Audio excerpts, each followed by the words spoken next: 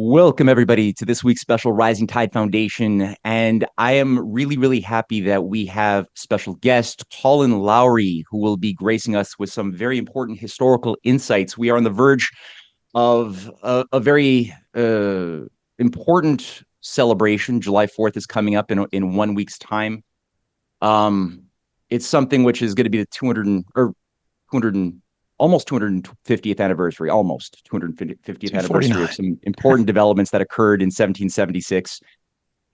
And the world's in a very tumultuous place right now. Obviously, there's a lot of the windows to preserve the dreams and aspirations of those high ideals and the courage that was put forth that changed the course of history 250 years ago.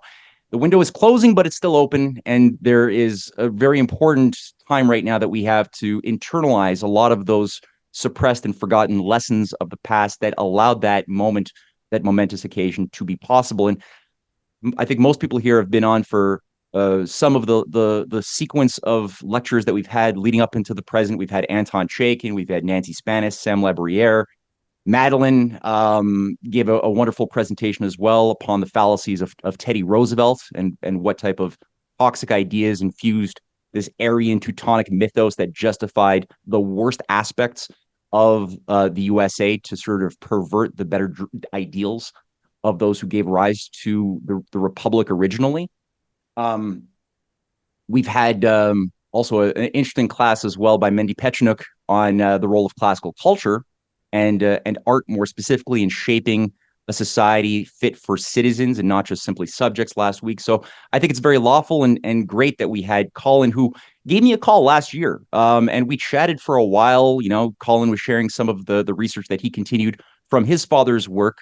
For anybody who has not yet picked up How the Nation Was Won, Volume 1, published in 1987, highly important book, groundbreaking insights and discoveries that have influenced me, influenced Jerry in a lot of our work, and everybody who's made great discoveries. I've noticed we're highly influenced by the concepts that Colin's father put forth. Unfortunately, he passed away before he finished volume 2, but Colin has continued a lot of that research. And when he briefed me, um, I was blown away. I was just like, wow, I've just sat back and got a thoroughly composed composition off the cuff from Colin. I was like, dude, you have to give a presentation. So he said yes. And hence, Colin is here today. And like usual, after his main presentation is finished, we're going to shift gears like usual into a Q&A, a live dialogue. And I ask people, like usual, to put your names in the chat box or put your little digital hand up. And Madeline will call upon you accordingly, who's going to be taking over the reins of hosting for me. I've got to run and do something else in about 2 hours. So Madeline will then field questions and we'll have it go from there. So until anything, and Madeline, don't forget to hit record on your side too. That's important. And then we'll run through it. So Colin, thank you so much. The stage is yours. Thank you, Matt. That's quite an introduction. I'm going to do my class not in chronological order, and I have a few reasons for doing this. So what I want to do is start in late 1774. I want to show you where the revolutionaries go, and then I want to go back up to how do we get these things in the First Continental Congress. So the first document we're going to look at, oh, yes, let me preface that. We're going to look at a lot of documents today because I find that our biggest problem in the way we've been mistaught is we don't look at the primary sources and then we don't put them in context.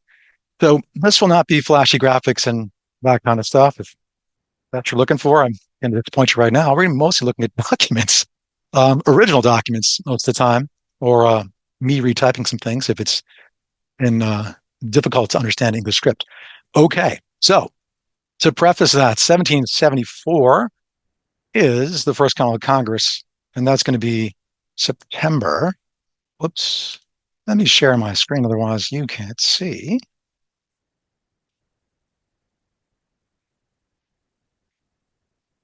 And there.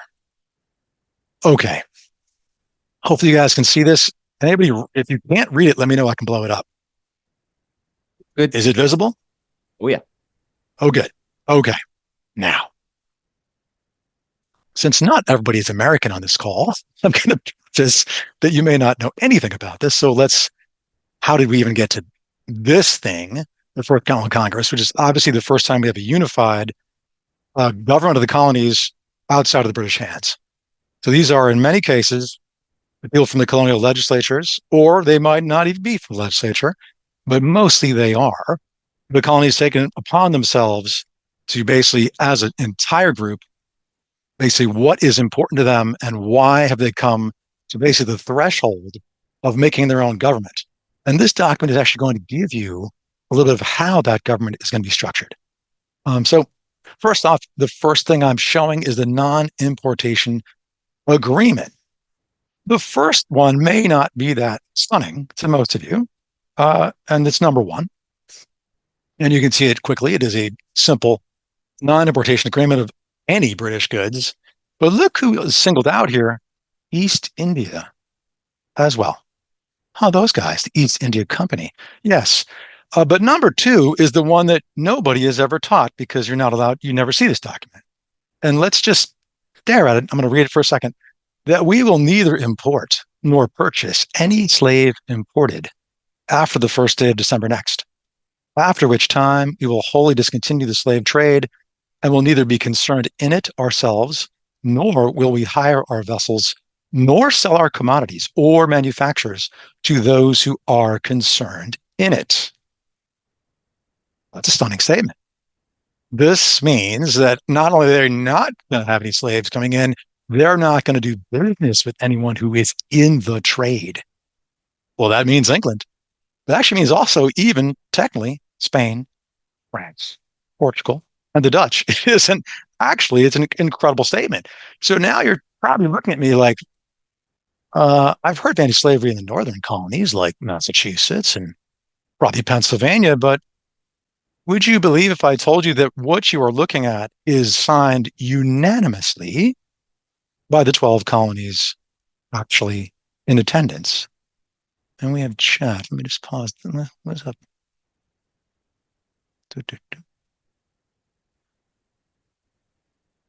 Oh, okay. I just paused to look at the chat. So this is the stunning thing. So this was signed even by Virginia, who actually pushed for this, North Carolina, even that bastion of slavery later, South Carolina.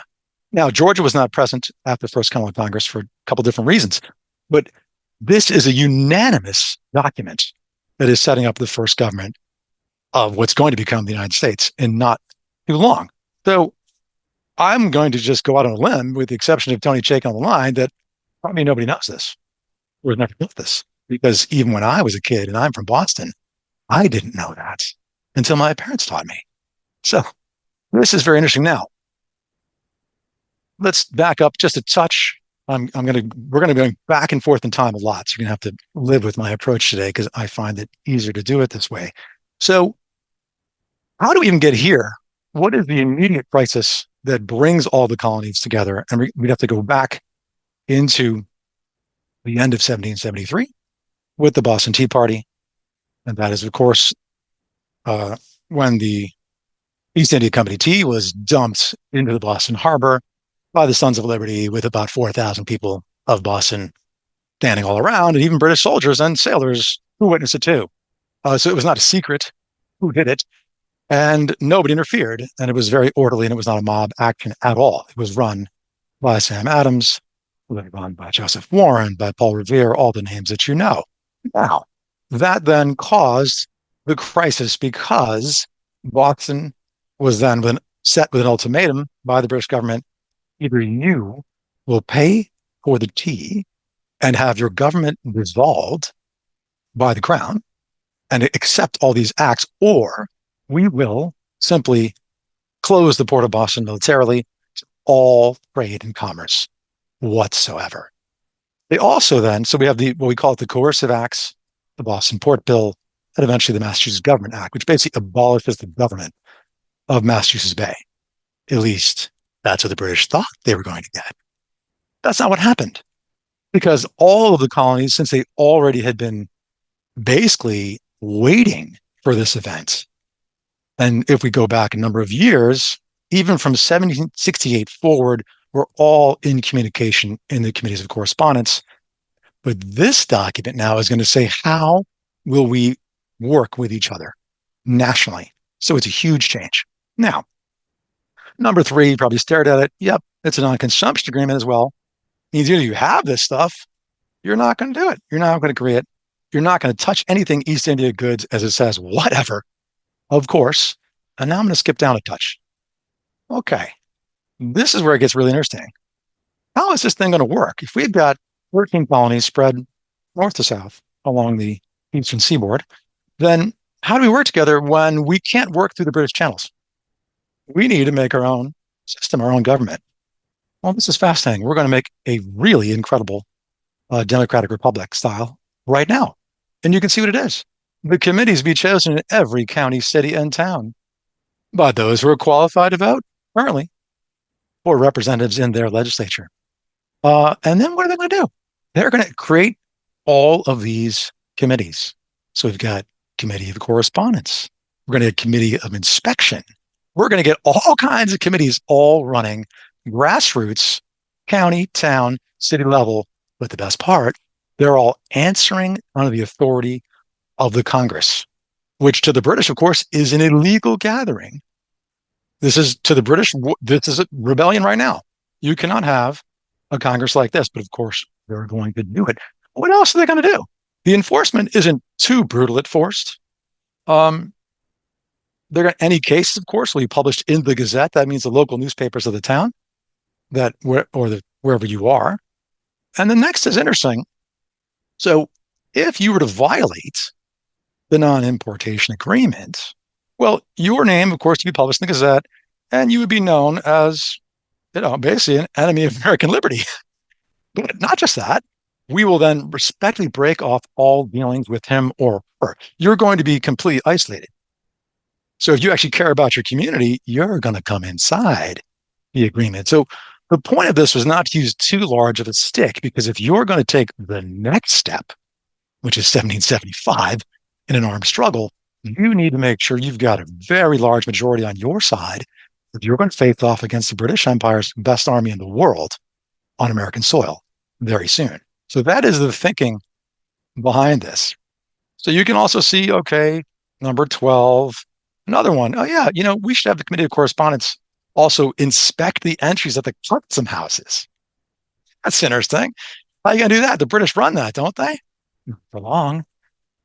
And then we're going to report the state of that and what's going on. And then we also say something else. We're going to have a touch of regulation, not every man for themselves. All manufactured in this country be sold at reasonable prices. No undue advantage be taken of any scarcity of goods. That's a good concept. And I love the last one as well. They resolve we will have no trade, commerce, dealings, or intercourse whatsoever with any colony or province in North America, which shall not accede to or will violate this association. Fascinating. What are the British going to do about this? And as try as they may, they have no good way to stop this thing. Now, I've brought you to almost the end point of what John Adams called the revolution in the minds of the people. Our other huge problem in our education is we are taught the revolution is the war. The revolution is not the war. The revolution comes before the war. Yes, it continues through the war, but the revolution is before the war. The critical thing to understand, how do we get here? Because it's going to take, in this case, more than a decade to get to this point. And again, my number one and number two entries are, I would say this to most Americans, would be absolutely shocked that is number two, is slavery and the slave trade. Because lately you've been taught that, well, the founding fathers must have had slaves and therefore everyone loved slavery. Wrong. Like I just said, even the Southern colonies are on board on this. So yes, there were people with slaves. Yes, there's plantations in the South. All of that is the case. But what I'm saying is, on the patriot side of the people who are going to found the country, the British Empire is the number one slave trader in the world when this is written. The British Empire is the one enforcing the slave trade on America and all over the world, as well as the Dutch and the French and the Spanish and the Portuguese, and you know those answers. But the point is, this is also who they want to be. Who do the Americans want to be? And they want to be literally the land of liberty.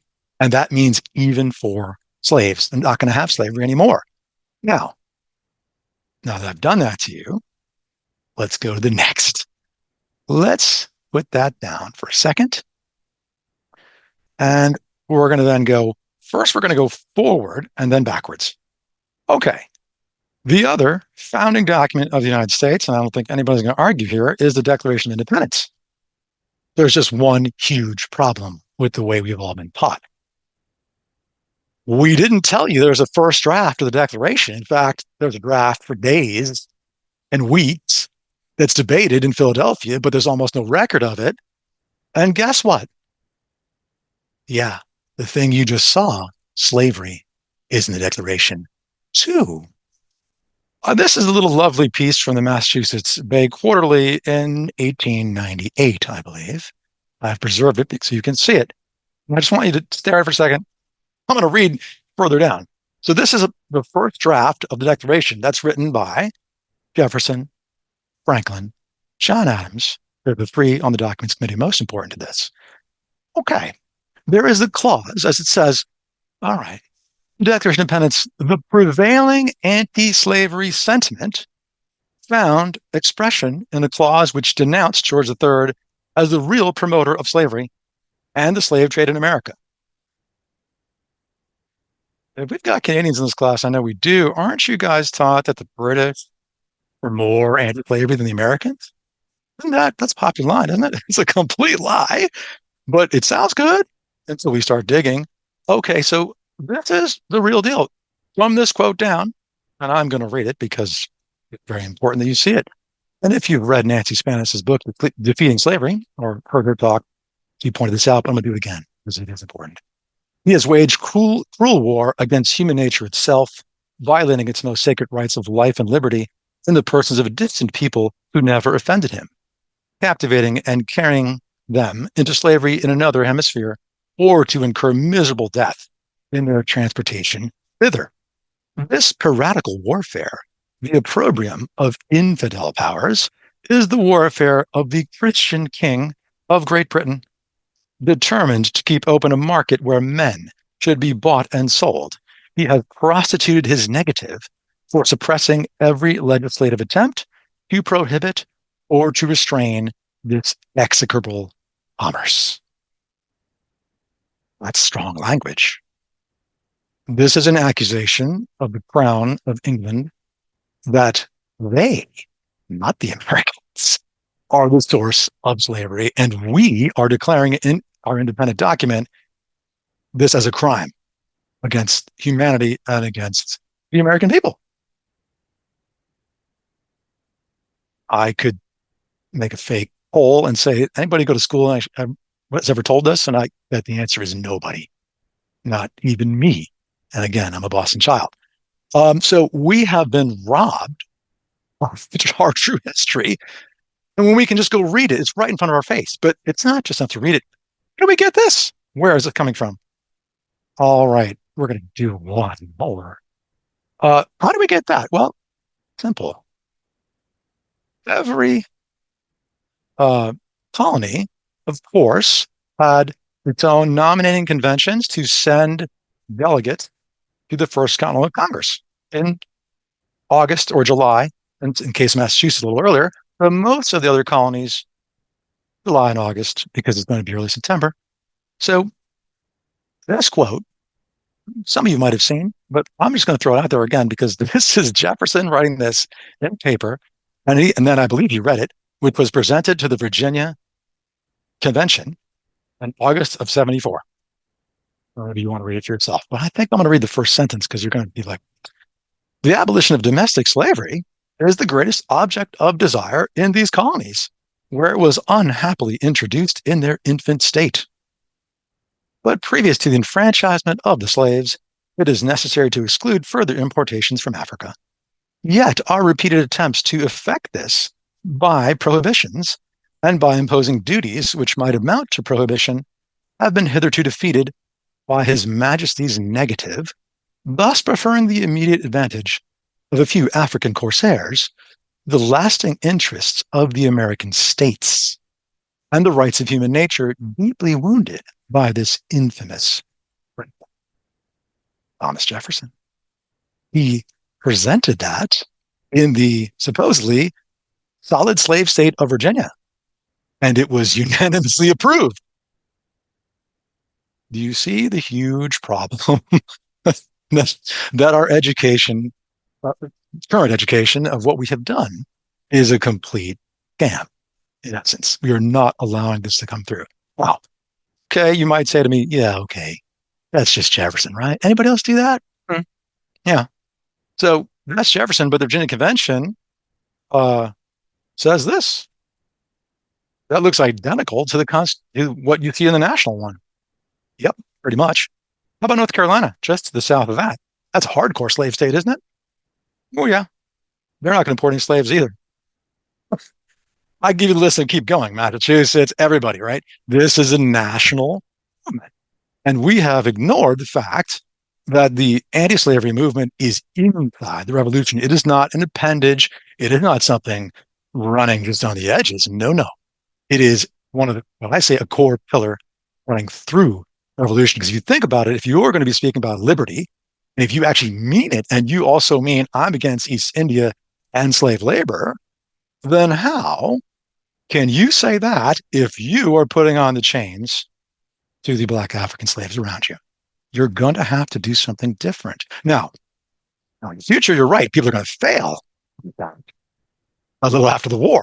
But my point in doing this to you is if you didn't know that, if I put you back right here in September 74, you would agree, yes, this is the founding principle of the United States, that this is who we want to be, what we're going to do. Okay. Now, all right. We're going to shift gears slightly. My other sub theme of this class is one that Nancy Spanos did again in her current book, From Subject to Citizen: What Americans Need to Know About the Revolution. If you don't have it, I recommend you get it. So this one is a quote from John Adams after his presidency in a letter in 1811. He actually had a couple of these quotes he did. So he's trying to explain to people what was the revolution. And his friend asks him this question, and he says, see it? The revolution was indeed effected in the period from 1761 to 1775. I mean a complete revolution in the minds of the people, a total change of the opinions and affections of the people, and a full confidence in the practicability of a union of the colonies. So Adams is telling you that this was all done before the war. This is a great clue. We're talking about a witness to many of these events. He's telling you that that's what this was. So,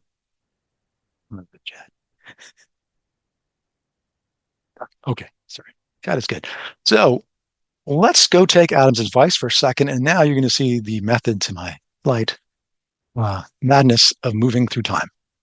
Well, he said 1761.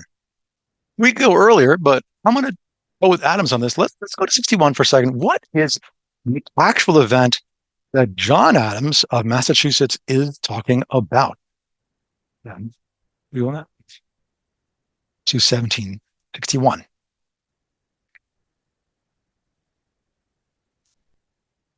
John Adams is talking about an event in Massachusetts court called the Writs of Assistance case, argued by James Otis, who became one of the leaders of Massachusetts. Unfortunately, most of us don't know his name unless you grew up in New England, because he was almost beaten to death in 1769 in Boston by British soldiers and suffered brain damage. And while he did live into the 1780s, he was never the same. But he is much older than John Adams. Adams was a young law clerk, and he witnessed this case. Now, the reason Adams is important, but there's something else going on. The writs of assistance, if you read quickly, this is my little summary. So what else is going on? It's 1761. The 7 Years' War isn't technically over. It's pretty much over in North America. And sorry, fellow Canadians, you know this because the fall of Quebec was done and Amherst is sitting there and the British troops, and it's It's all over. But it's not over in the rest of the world because this was a global war. So it's still going on in the Caribbean. It's going on in India. It's still got some stuff on the continent, and the Spanish are going to be involved.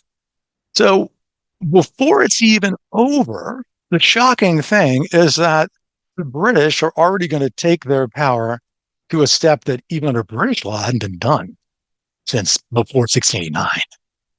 And this was a search warrant of unlimited scope and power, not naming any person or anything. It is uh, basically unbelievable arbitrary power. And they're going to use this with the customs officials to then deputize anybody they want, break open warehouses, your house, your ship, no court proceedings, nothing. So even under the British, quote, Constitution, it was never written down, but it's a set of precedents of court, this would break all of those. And this was not used even in England, except under special circumstances. So they do this in 61 to a couple of Boston merchants who immediately basically sue in court. This goes to the highest court of Massachusetts Bay at the time. James Otis at the time was actually an attorney inside the Massachusetts royal government. He resigned his position and came to the side of the merchants against the writs, and he took no fee. Now, John Adams witnessed this, and this is what he says. I think I'm going to let you read most of it, but I'm going to give you hints of it. So he starts with Otis was a flame of fire. I'm going to skip down a little bit. He hurried away all before him. American independence was then and there born. The seeds of patriots and heroes to defend the vigorous youth were then and there sown. Every man of an immense crowded audience appeared to me to go away as I did, ready to take up arms against writs of assistance. Then and there was the first scene of the first act of opposition to the arbitrary claims of Great Britain. That's a pretty stunning statement, but what actually did some of the things Otis say? That first sentence is the mind blower. Otis declared that the rights of life and liberty were inherent and inalienable under natural law to all subjects of His Majesty, white or black. What is he doing arguing that in a case about writs of assistance? He is completely widening the argument into natural law. You see exactly what he did. So what this also is a clue, the roots of anti-slavery in Massachusetts go way before this time. He didn't say it by mistake. And it wasn't the only time he did it. He spoke for over 2 hours, basically doing this. Next thing that Adams recalls after this, he says, not a Quaker in Philadelphia or Mr. Jefferson in Virginia ever asserted the rights of Negroes in stronger terms. Okay, that's an eyewitness source. All right, let's pull quotes I pulled out from Otis. There's no court reporter. It's people's different opinions. Otis, I will to my dying day oppose with all the powers and faculties God has given me, all such instruments of slavery on the one hand and villainy on the other, as this writ of assistance is. His next sentence could get someone sent to the gallows, and I will read it. It is in opposition to a kind of power, the exercise of which in former periods of English history cost one king of England his head and another his throne.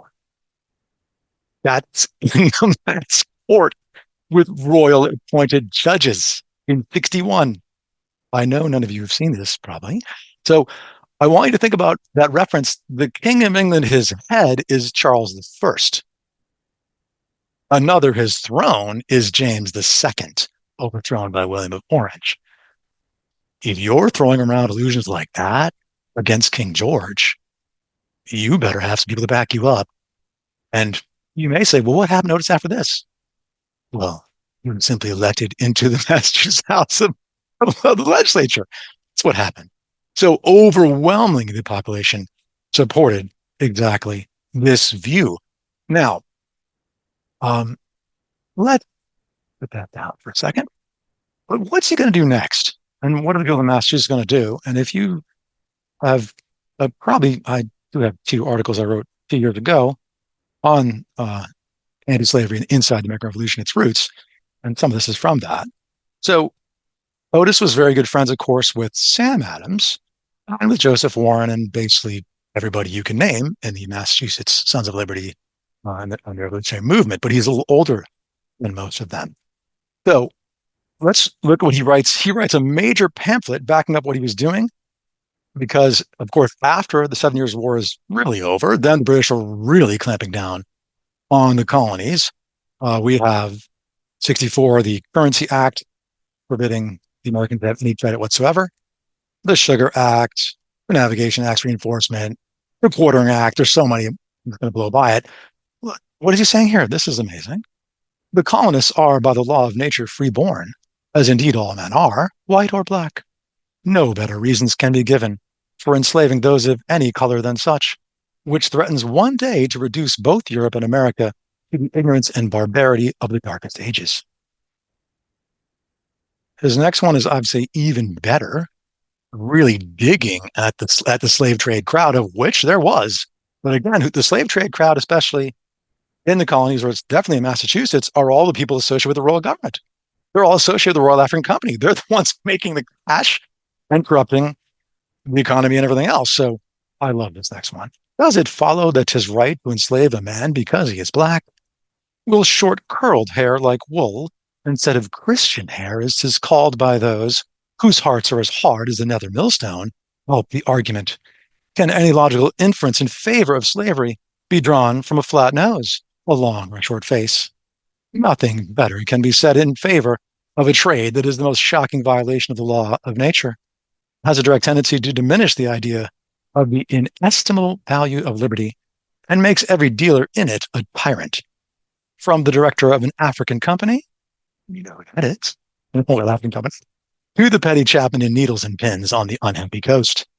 It is a clear truth that those who every day barter away other men's liberty will soon care little for their own.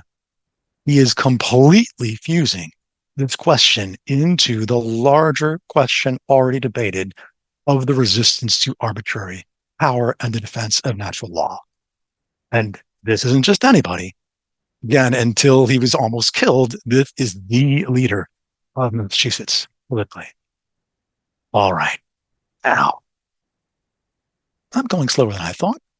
Means either I'm going to read this or we're going to start moving quickly. Okay. Now, my title was partially about Ben Franklin. And yes, we're going to get there. And we're going to go there right now.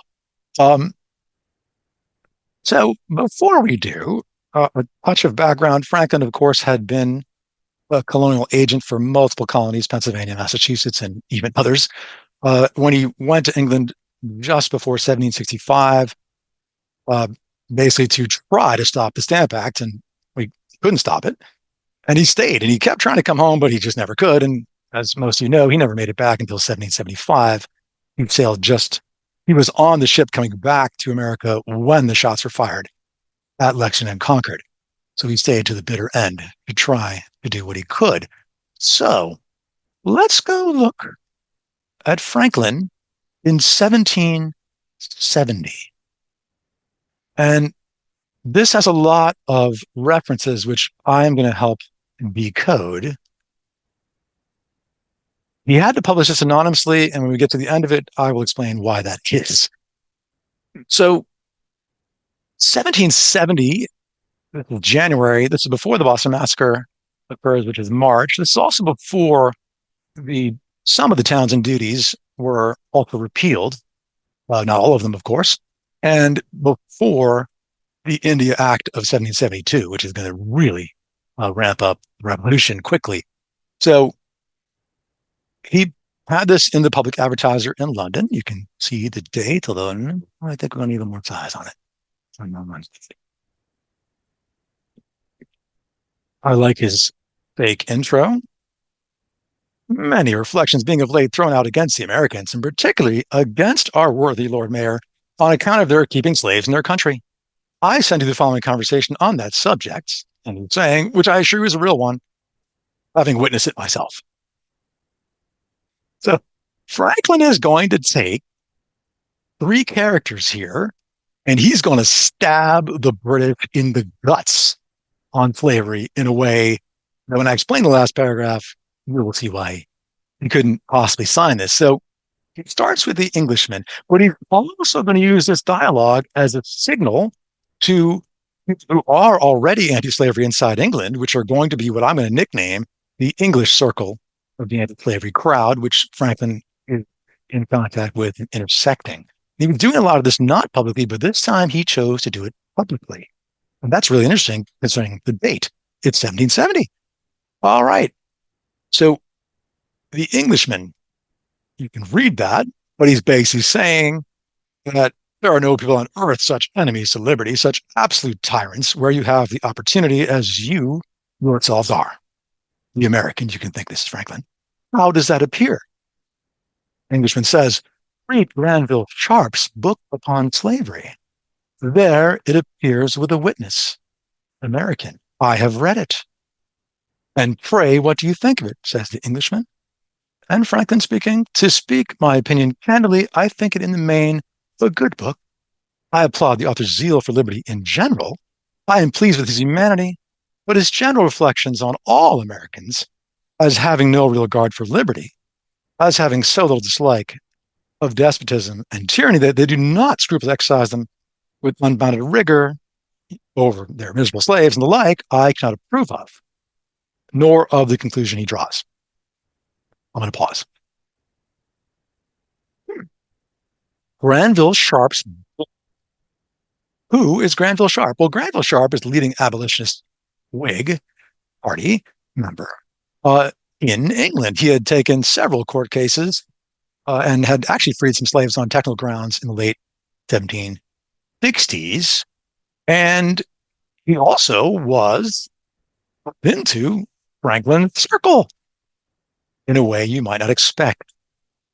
So, having not staring at my other articles, I'm going to give you the detail on this. So Anthony Benezet, a Quaker and good friend of Franklin for his entire life, basically was educating freed slaves and even slaves in his own home for a while in Philadelphia back in the 1750s until he started making schools for slaves or not, basically colored children of any, didn't matter on their, freed or not, in Philadelphia. Franklin joined that effort, even funded some of it. Then the associates of Dr. Bray got involved, and they spread those schools all over the colonies, a bunch of places. By the early 1760s, 1763, they actually were up and running, I believe, 7 or 8 of these schools, and Franklin was directly involved in that. But Benezet was famous because he had documented actually the horrors of the slave trade by interviewing ship captains, and he had really looked at the English side of the trade.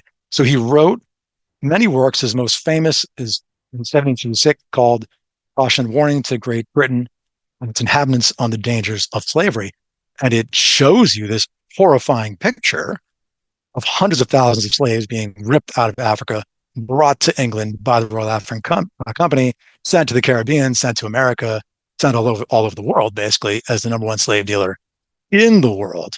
And then he used his networks to spread these publications. And then he went after Parliament.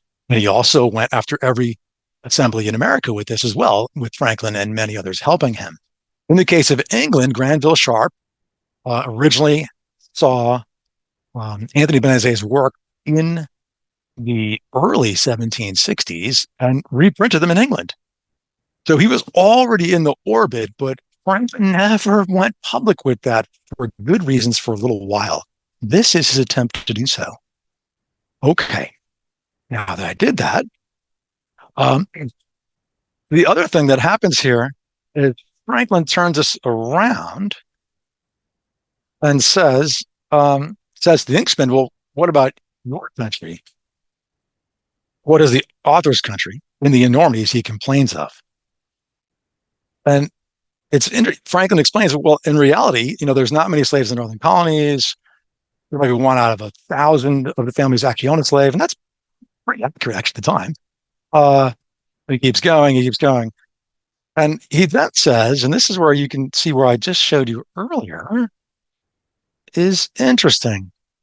So he says that this you have not only done and introduced, but several laws heretofore made in our colonies, that means American colonies, to discourage the importation of slaves, by laying a heavy duty payable by the importer, been disapproved and repealed by your government here as being prejudicial, forsooth, to the interests of the African Company. That's the Royal African Company. And Englishman says, I never heard before of any such laws made in America. That's true. That was virtually blacked out. There was no way in the world the English crown wanted their own people in England to understand that the Americans were way ahead of them in trying to get rid of slavery. A few people knew, like Granville Sharp, and it's going to be a wider circle than that. So this goes back and forth, but because we're going to otherwise be completely over the amount of time I thought I would do. We're going to keep going. At the very end, he does something to twist this around, which is absolutely amazing. So he asks Franklin's American character, and do you therefore pretend that you have no such thing as slavery in England? Englishman, no such thing, most certainly. He says, I fancy I can make it appear to you that you have, if we could first agree upon the definition of a slave. And he asks for it, and he does, and he keeps going. And eventually the Englishman says, I agree to your definition. You can see what they are. And basically, we know what that is. And he says, but you will not say there are any such slaves in England. He says, oh, yes, many thousands. And look at his next line. If an English sailor or soldier is well described in that definition, the sailor is often forced into service torn from his natural connections. The soldier is generally bought in the first place for a guinea and a crown. At the drumhead means, well, you know what you he is engaged for life, and every circumstance of my definition agrees with his situation. But then he really sticks the knife in the British. He says, in one particular, indeed, English slavery goes beyond that exercised in America. Dare he say it? And English, what is that? He says, we cannot command a slave of ours to do an immoral or wicked action. We cannot oblige him, for instance, to commit murder. If we should order it, he may refuse, and our laws would justify him. But soldiers must, on pain of death, obey the orders they receive, though like Herod's troops, they should be commanded to slay all your children under 2 years old. Cut the throats of your children in the colonies, or shoot your women and children in St. George's Fields. I am now going to pause because I am just going to bet, with the exception of Tony Chaikin, that nobody knows what that is. But everyone alive in Britain who read this paper certainly does. The St. George's Fields massacre occurred in May of 1768, less than 2 years. Less than 2 years before this was printed. So had Franklin signed that, yeah, he could have been arrested easily.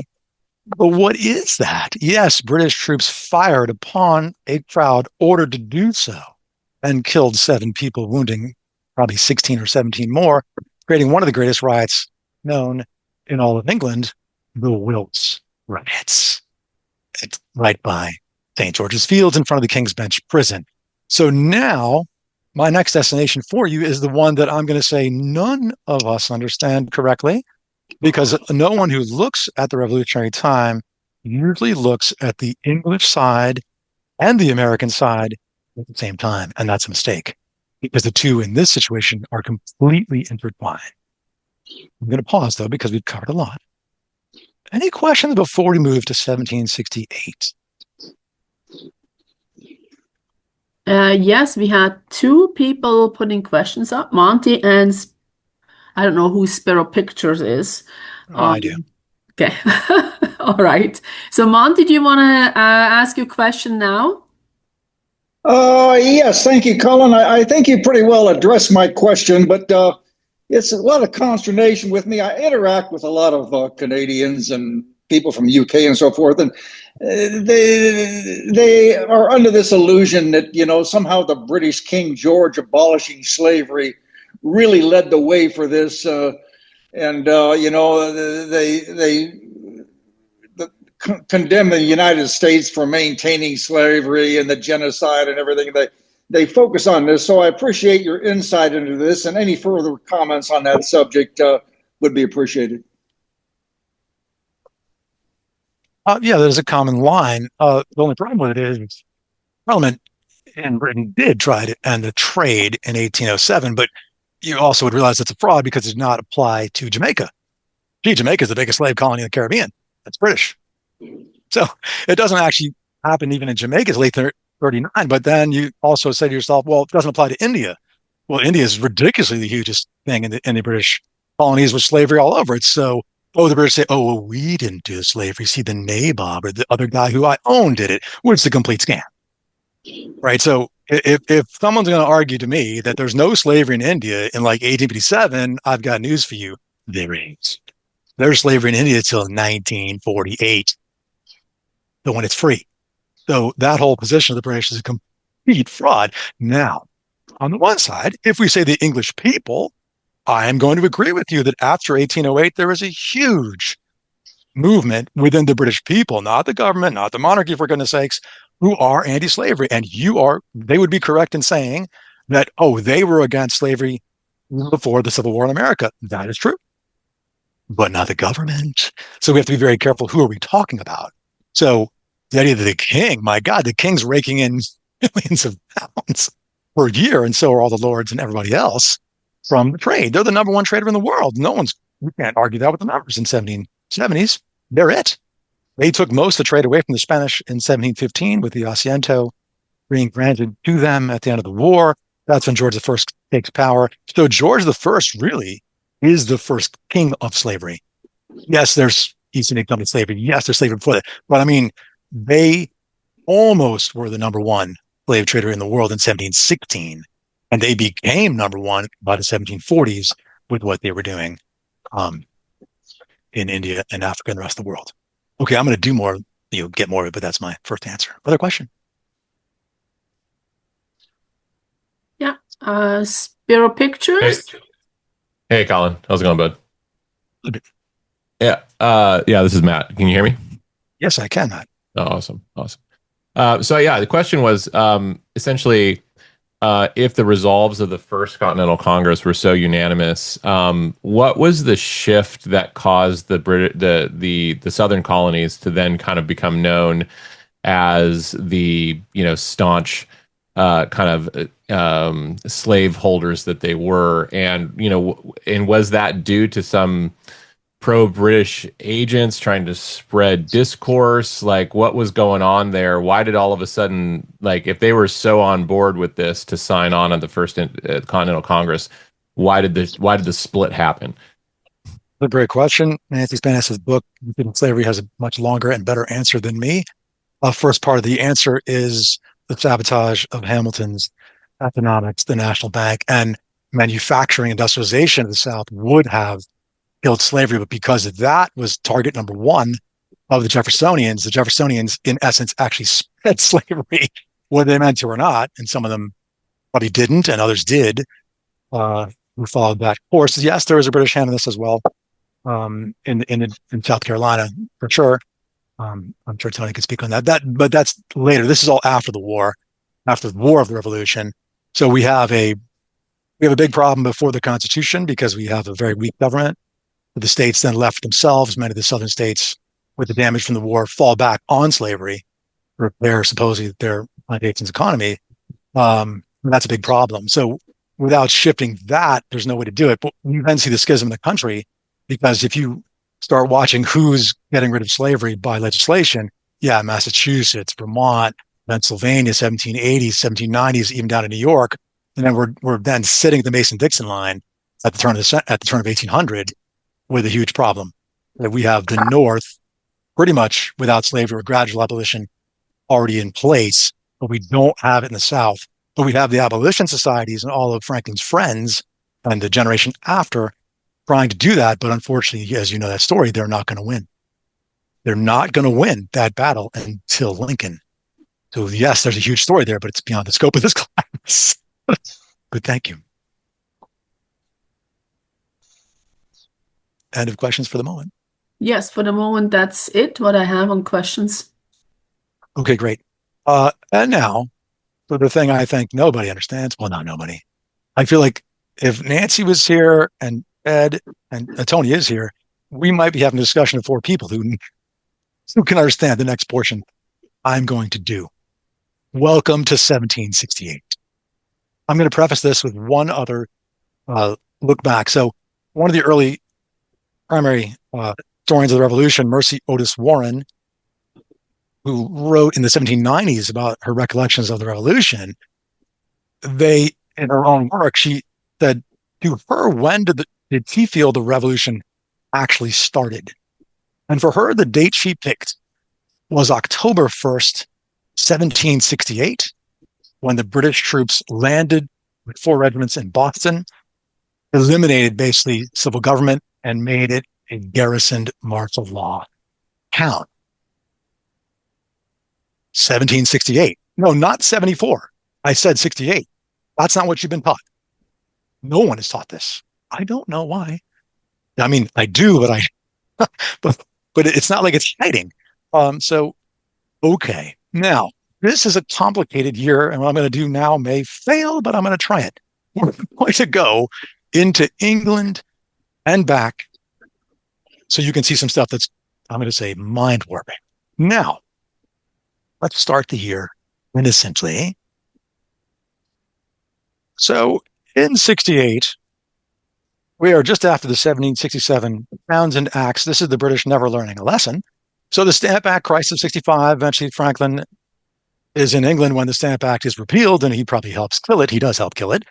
And the American embargo on the trade has devastated the British manufacturers and the trade. So they're screaming at the crown like, you got to stop this. We got to get the Americans back.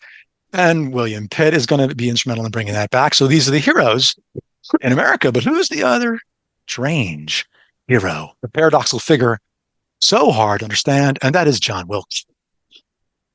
Depending on your point of view, John Wilkes could be the devil, the hero, a savior, a radical Whig savior of the British Constitution, or in Franklin's words, a outlaw, a character, a person of bad character, not worth a farthing. All of these definitions could be true. But John Wilkes is not his own man. That's the problem. John Wilkes is simply a representative of something that is playing a very dangerous game inside England. And that game we are now going to take a look at as it affects the Americans, because it really matters. Okay. So I spilled the beans on the British troops are going to take over Boston in October 68. So, and earlier in the year that we do this. So we're going to start innocently. So the Townshend Acts hit, and we're a little slow to pick this one up. It's not going to be quite as extensive as Stamp Act, but it's pretty bad. It's doing a few other things, though. It's undermining American local colonial governments, even as they were, destroying some of the charter powers, taking away the courts, bringing the customs officers into America with admiralty court power. They can ship you to England to be tried for violations of customs violations if they want. They're really doing not quite writs of assistance, but they're close in what they want to do. So they're sitting around hoping, at least the king's men are hoping, well, no one's going to try it. Anything like 65, right? Wrong. But it's going to start calm. So this is all the Massachusetts House. I'm talking 92 to 17 voted for this, right? It sounds really, I'm just saying we're against Parliament imposing duties and taxes on American colonies. It sounds pretty tame, right? But they're going to do something else with this letter. This is what's going to get them in trouble. This is called the circular letter. This becomes famous later. This isn't just for Massachusetts. They're sending this to every colony on the continent. Yeah, all 12. They're asking for the opinion and the help of all of the colonies now. Oh boy. That in itself is a crime to Lord Hillsborough, who basically was Secretary of State for the American colonies, under the crown saying, no. You cannot protest. You cannot organize together. This is illegal.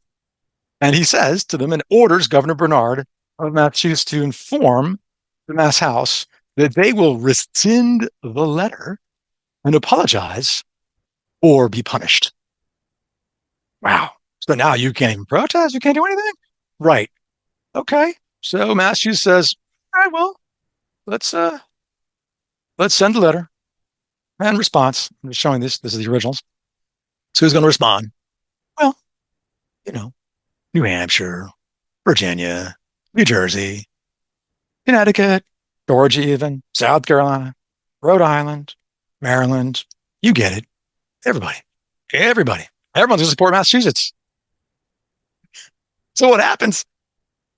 Well, when that happens, Bernard says to them, Governor Bernard says, you will rescind the letter or I will dissolve the House, which he's now been given the power to do.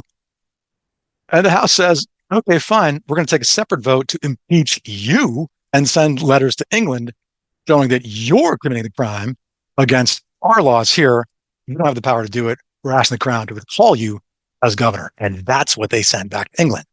And the second they do that, of course, Governor Bernard dissolves the entire elected body of Massachusetts. So that's in July. Okay, that's in July. What else is going on? What else is going on is now, nationally, the very famous John Dickinson's letters from Pennsylvania Farmer are being printed all over the colonies, arguing against basically the Townsend duties, but taking a step further. Again, that it is basically, he's arguing not for independence technically, but is because he's arguing that only we have these powers. These are our sovereign powers. Cannot be taken away. But the slave trade's coming back inside the whole thing because the next thing that's going to happen is the non-importation movement is going to start again.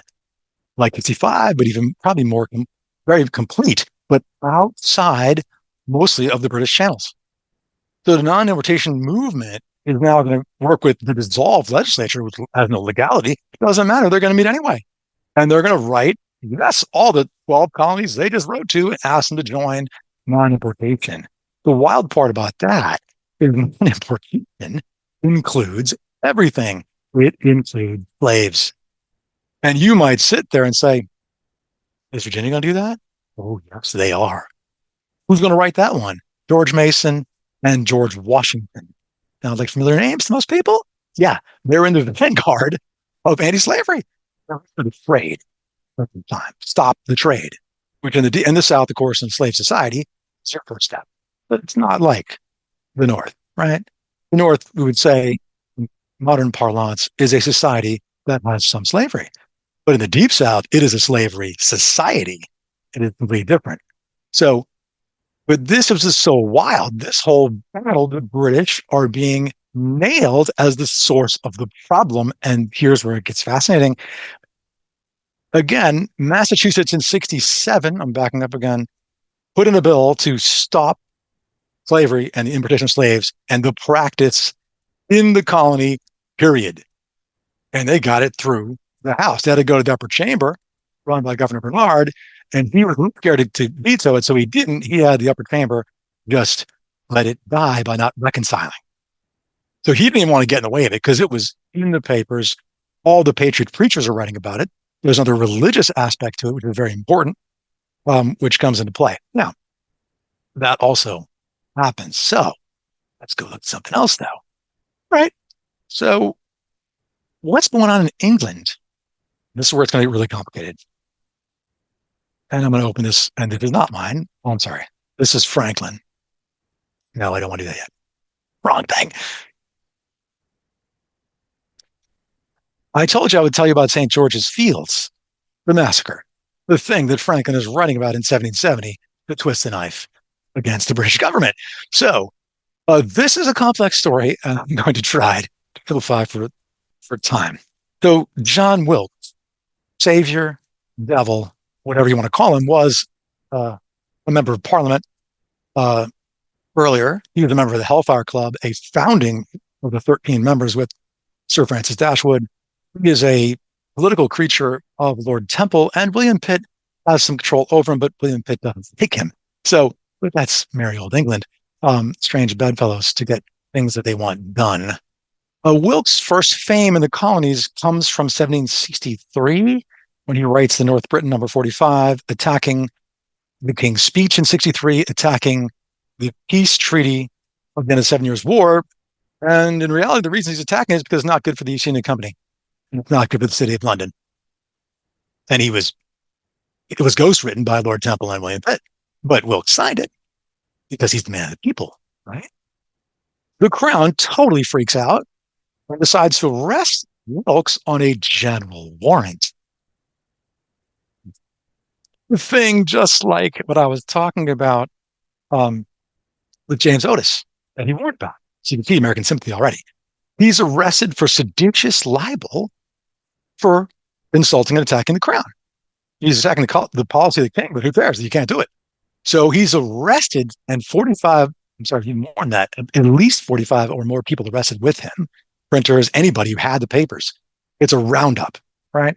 So they throw them in the Tower, but huge problem.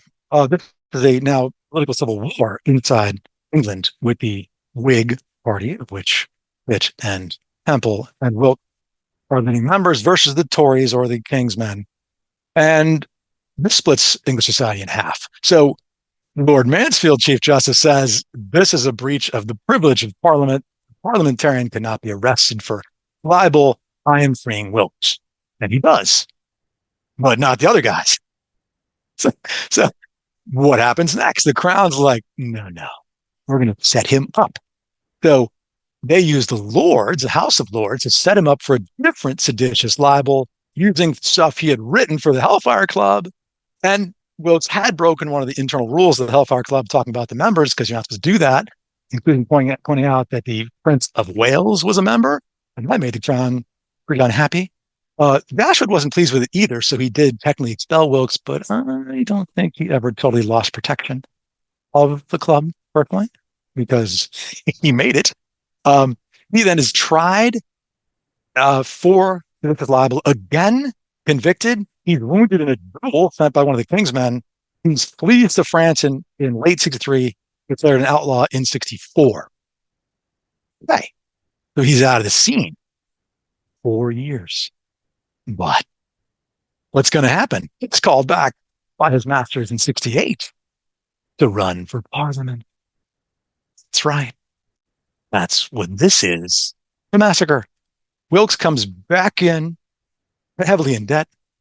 Lord Temple is still bankrolling him. So is even the Marquis of Rockingham. And he's going to stand for Parliament. He's going to lose one of the seats, but he's going to win in Middlesex. That's outside of London. He's an outlaw, right? He came back.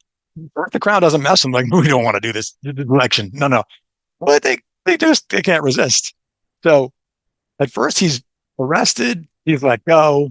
And then they charge him again. It's complicated. He's arrested, but he wins his seat. But the Crown says, no, he can't serve. He's an outlaw. No, that's not going to go well. Because also happening in England is some of the huge labor unrest due to the East India Company policy itself, destroying the English economy, which it was. The coal heavers strike, the watermen, the dock workers, the weavers, you name it. They've all been through hell, and they've had it. And Wilkes is their champion. So once they put him in the King's Bench prison, you can quickly look at this. News of his conviction and imprisonment, crowds began assembling just south of the King's Bench prison on a large open space called St. George's Fields. Over the next 2 weeks, I want you to imagine this, 15,000 people are outside surrounding the prison. Sounds like a little thing later from the Bastille, maybe, but the crowd is 100 times bigger.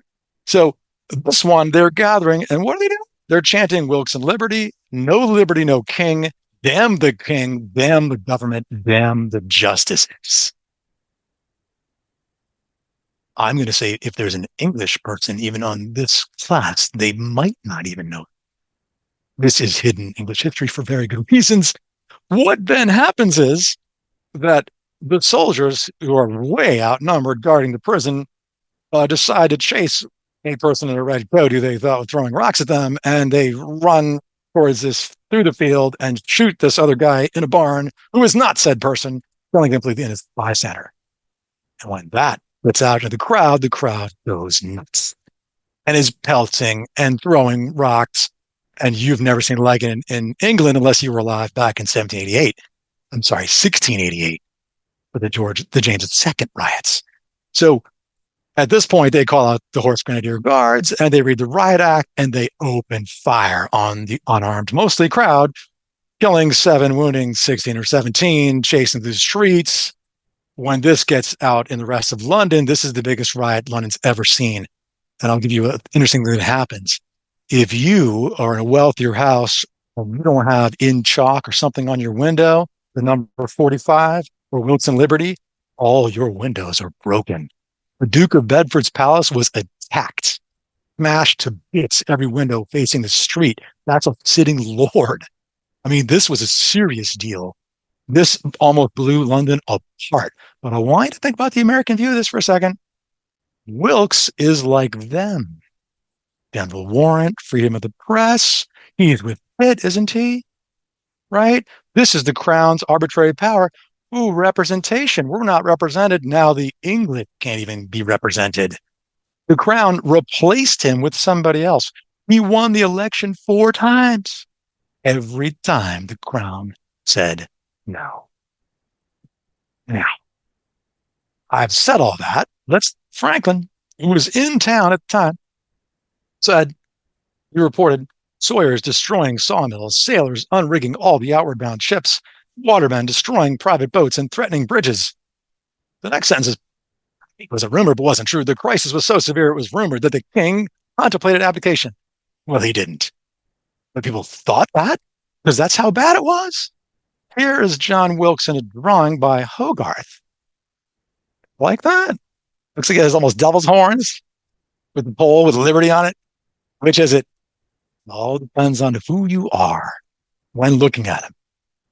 There he is at King's Bench being arraigned at the time. So this split England in half. We then get what we call Wilkite. And very interesting, we get a little society run by some honest people and some others not so honest, called the Society for the Support of the Bill of Rights, the SSBR in English parlance. And you're going to see a lot of Franklin's friends in England who are members. You're going to see all the Sons of Liberty write to the people of the society. You're going to see Benjamin Rush, leading anti-slavery advocate, and of course Franklin's protege in Philadelphia, and signer of the Declaration. He's going to visit Wilkes in prison. Arthur Lee, yes, the Virginia Lees, the colonial agent. He's going to visit Wilkes in prison. It was the thing to do. He's got so many visitors when he's in prison for years. He's got the Lord sending him banquets. He's got prostitutes sent. You name it, he's got it. It's hard to imagine a political figure in our current world quite like this, and there really wasn't one like him at this time. And all the while, the man of virtue, but not really. Okay, now I'm going to take that down for a second. Let's keep going. 68 sounded pretty wild, but there's something that's even more fun. So I'm going to have to skip something, but I'm not going to skip this. I'm going to bring you this, and even though I told you the answer, I want you to read this for a second, and just for fun, is this Boston in 1775, 74, or is it something else, some other time? What year do you think, and this is written by John Adams, the paper, what do you think this is? What year? A garrison town. Anybody want to go for a guess on the year? I know I tilted the answer already. Oh, wait. Are there any messages? No. Okay, no one wants to guess. Okay, it's 1768. 1716, okay. Okay. 1768. I'm sorry, you can't read it. You're right. It's not fair. Too small. But there's an important thing here. 1760. Free citizens place the military where all other men are and where they always ought and always will be placed in every free country, at the foot of the common law of the land, to submit to the civil magistrate in a legal exercise of power, and forever good. Okay, that's wild.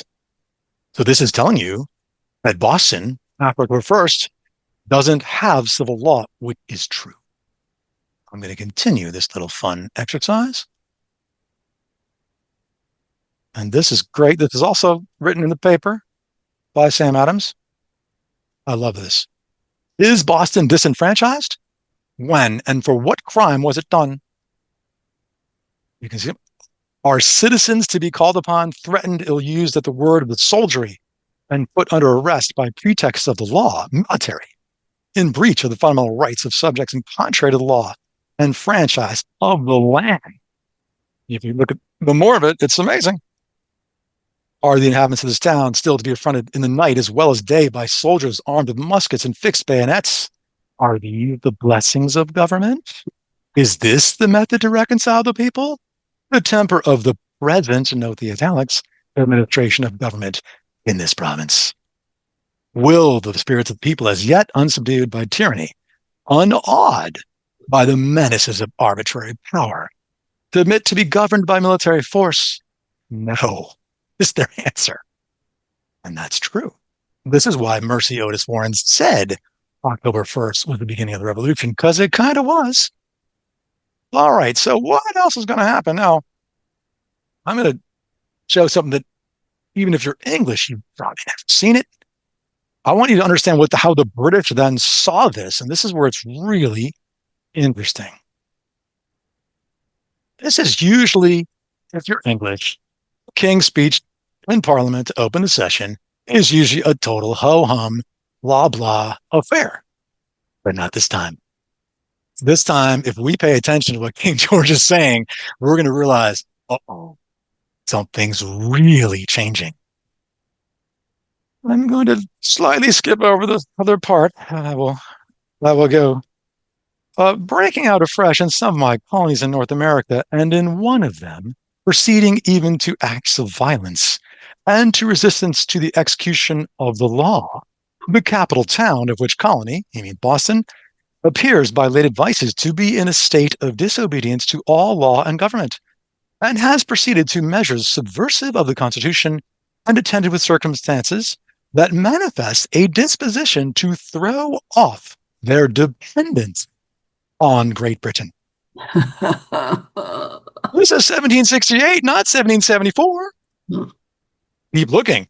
I doubt not, if talking to the Parliament, that with your concurrence and support, I shall be able to defeat the mischievous designs of those turbulent and seditious persons who, under false pretenses, have but too successfully deluded numbers of my subjects in America, and whose practices, if suffered to prevail, cannot fail to produce the most fatal consequences to my colonies immediately, and in the end, to all the dominions of my crown. I will tell you that no one in England alive in the 1760s had ever heard a speech like this. That last paragraph, people would have been gasping, because they're understanding the king is playing a hand for the entire empire in the American colonies right now. And he is telling them that if they don't get on board his hard line, the entire British ship is sinking. King George wasn't that smart, so he didn't come up with this on his own. If you know anything about King George III, this is not a deep-thinking individual. He's a good stage player. He made some interesting speeches written by other people. This is the King's men and Tories and Lord Hillsborough and a lot of nasty people, the Duke of Bedford, and you name it down the line, who are doing this. They mean it. They're playing for the whole ball game. They're playing for the empire. What happens when you read this in Massachusetts? First off, you don't know what the hell he's talking about with the acts of violence, because the only violence was done by the British. And now, if you are now putting this together, I'm going to do it for you for a second. You already read about what happened to Wilks. You already know that in May, the King's troops shot down the crowd. What do you think those troops are going to do to you when you've already been basically declared a rebel and a seditious person just for simply protesting? Even your elected officials writing letters. Yes, this is where the revolution starts. Because the leadership of the Patriot movement has to make a decision how to handle this. They're going to take the nonviolent approach to start. Yes, they are. They're going to use non-importation, and they're going to use it really well. And they're going to use anti-slavery at the same time. And the bad news is that I'm taking so much longer that I will never cover everything I wanted to do. But I wanted to do this, and I'm going to keep going, trust me, to at least 3:35. I think, if I'm allowed to get an extra 5 minutes.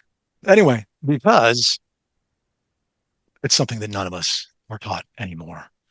So, I just want to give you a hilarious view for a second of what would Wilkes look like in 69 if you, let me find it. Hold on. It's right in the front page. No, it's too big. Okay. Starting right here. This is printed in 1769. So this is after everybody knows about the King's Speech. They know what happened to Wilkes. This is a pamphlet, and this stuff even appeared in the Massachusetts Spy, the Gazette, you name it, any Sons of Liberty stuff. So I believe in Wilkes, the firm patriot, maker of number 45. That's his original North Britain, who was born for our good, suffered under arbitrary power, was banished to France and imprisoned. He ascended into purgatory and returned some time after. He ascended here with honor and sitteth amidst the great assembly of the people, where he shall judge both the favored and the creatures. You believe in the spirit of his abilities, he'll prove to be good of our country in the resurrection of liberty and the life of universal freedom forever. Amen. You can see this amount of devotion. This is misplaced and looked insane from our current perspective, but it's not. Because nobody on the American side, except Franklin, those in London, really understood who Wilkes really was and what he represented. He's a figurehead, right? And he has a lot of credibility for all these events, but he's a Hellfire Club, Original 13, London, City of London financier asset. Now, in one way, I will say this, he was honest. He didn't want the war. That's true. Because his faction never wanted the Revolutionary War either. So he's going to go with that until 1776. And he's going to suffer for it in England. But I just wanted to see that to get like, this just sounds crazy, right? Because what? Who could believe that? But I'm telling you, they did. So even people that should know, this is from, as you can see, the Boston Sons of Liberty, John Wilkes, 5th October, 68. Your health and your friends and cause with a toast of the evening. Congratulate ourselves for very much on the exertion of such a martyr to universal liberty. This is, Joseph Warren, John Adams, everybody you know who should know better. But no, they're going to do it too. Now, what they're saying isn't bad. In fact, they're going over there telling him, hey, we are our own, our own representation has been annihilated. The Constitution suspended, which it was. So the Sons of Liberty are letting Wilkes know this. Like he's one of them. But I want to flip that back around. What happens, as you know, when mail goes from the colonies, England, to a prisoner? Do you not think that the British intelligence isn't reading it? Of course they are. The King's men read it. What do you think they think? See the hard line now? You haven't. I'm going to say no American has really put this in their brain correctly. When the King's men see the Wilkes mob outside the King's Bench prison in London, they see the Sons of Liberty in Massachusetts and all the colonies linked to Wilkes together. They believe they're together. They're not. That doesn't matter. That's what they believe. See the problem? So the colonists keep thinking, oh, if only we get through the king, get rid of the wicked ministers, it's going to work out. They're going to listen. No, they're never going to listen. They've already made up their mind. The king made up his mind in 68. But they don't want to believe it. They think, he can get into Parliament, he'll rescue us. No. No. And that doesn't happen. So the disillusionment, when Wilkes fails, which is in 77, he fails. Then it's like, well, who's responsible? The Crown. The East India Company. That's who's responsible for this. The lords, the ministers. There's no innocence anymore. This is that starting to break down, right? Their idol then is destroyed and tarnished by the British and shown he can't save us. We can only save ourselves. I know we took a side tour here. And now Matt, if he's still here, is like, why aren't you talking about Franklin? Which I will now do. Okay. As you can probably imagine, and Tony knows me, I have 10 times the material I need for this class. Unfortunately, I always forget that when I speak through it, it takes a lot longer. So um, I'm going to throw this up because I'm going to go to the French Circle, which is something barely anybody knows. Some people in France know it, uh, a few people here, but not many. So what if I told you, just as a statement, that Benjamin Franklin was so well known in France as a scientist and economist in the 1750s and 60s that he simply quickly then used that to put anti-slavery into France and to find those who thought like he did and link them to his own American circle and link them to the English anti-slavery circle? And the answer is he did exactly that. And that was part of my title for today, The International Role of Franklin. Franklin was in the center and could communicate with the entire French circle because he read French and could write pretty well, and the English and all the Americans, and he could move something from the American anti-slavery side, like something from Anthony Benezet or from George Mason or from Benjamin Rush, and he could move it to England and it could go to France. And then once he had it going, he just let go of it and sat in the middle and watched it come back to him. He also, by doing this, set up the not too far distant future French-American alliance a decade before it ever existed. And now that I've said that lightly, sounds crazy, and let you know this material, I'm going to show you that. Okay. This is my own little pasted up thing of Franklin's anti-slavery French circle. The first name, none of you know, unless somebody does, maybe not. Jacques Barbeau du Bourg. This guy, of course, a member of the Academy of Sciences in France. So starts way back in 1751 when Franklin is made the Royal Society member in England, and then he's directly recognized by the King of France and made a member of the French Academy due to his electrical discoveries and the lightning rod and all this other scientific work. But his economics, they were studying, and people didn't even know it until after the 7 Years' War. In fact, Franklin wasn't even sure of it. He kind of had an idea, but not entirely. It turns out all of a sudden, it seems like out of nowhere, in 1766, Franklin's speech and his papers, his speech to Parliament in 66 against the Stamp Act, is translated in French by, yes, this person, Jacques Barbeau du Bourg, and is being printed in France. And all the scientific works are being translated in French by this crowd. Now, this crowd isn't just anybody. This crowd intersects the physiocrats, leading economists of France, who are plugged completely into the government, and also in the French Academy of Sciences. This is really important for the future. Let's come on down the list for a second.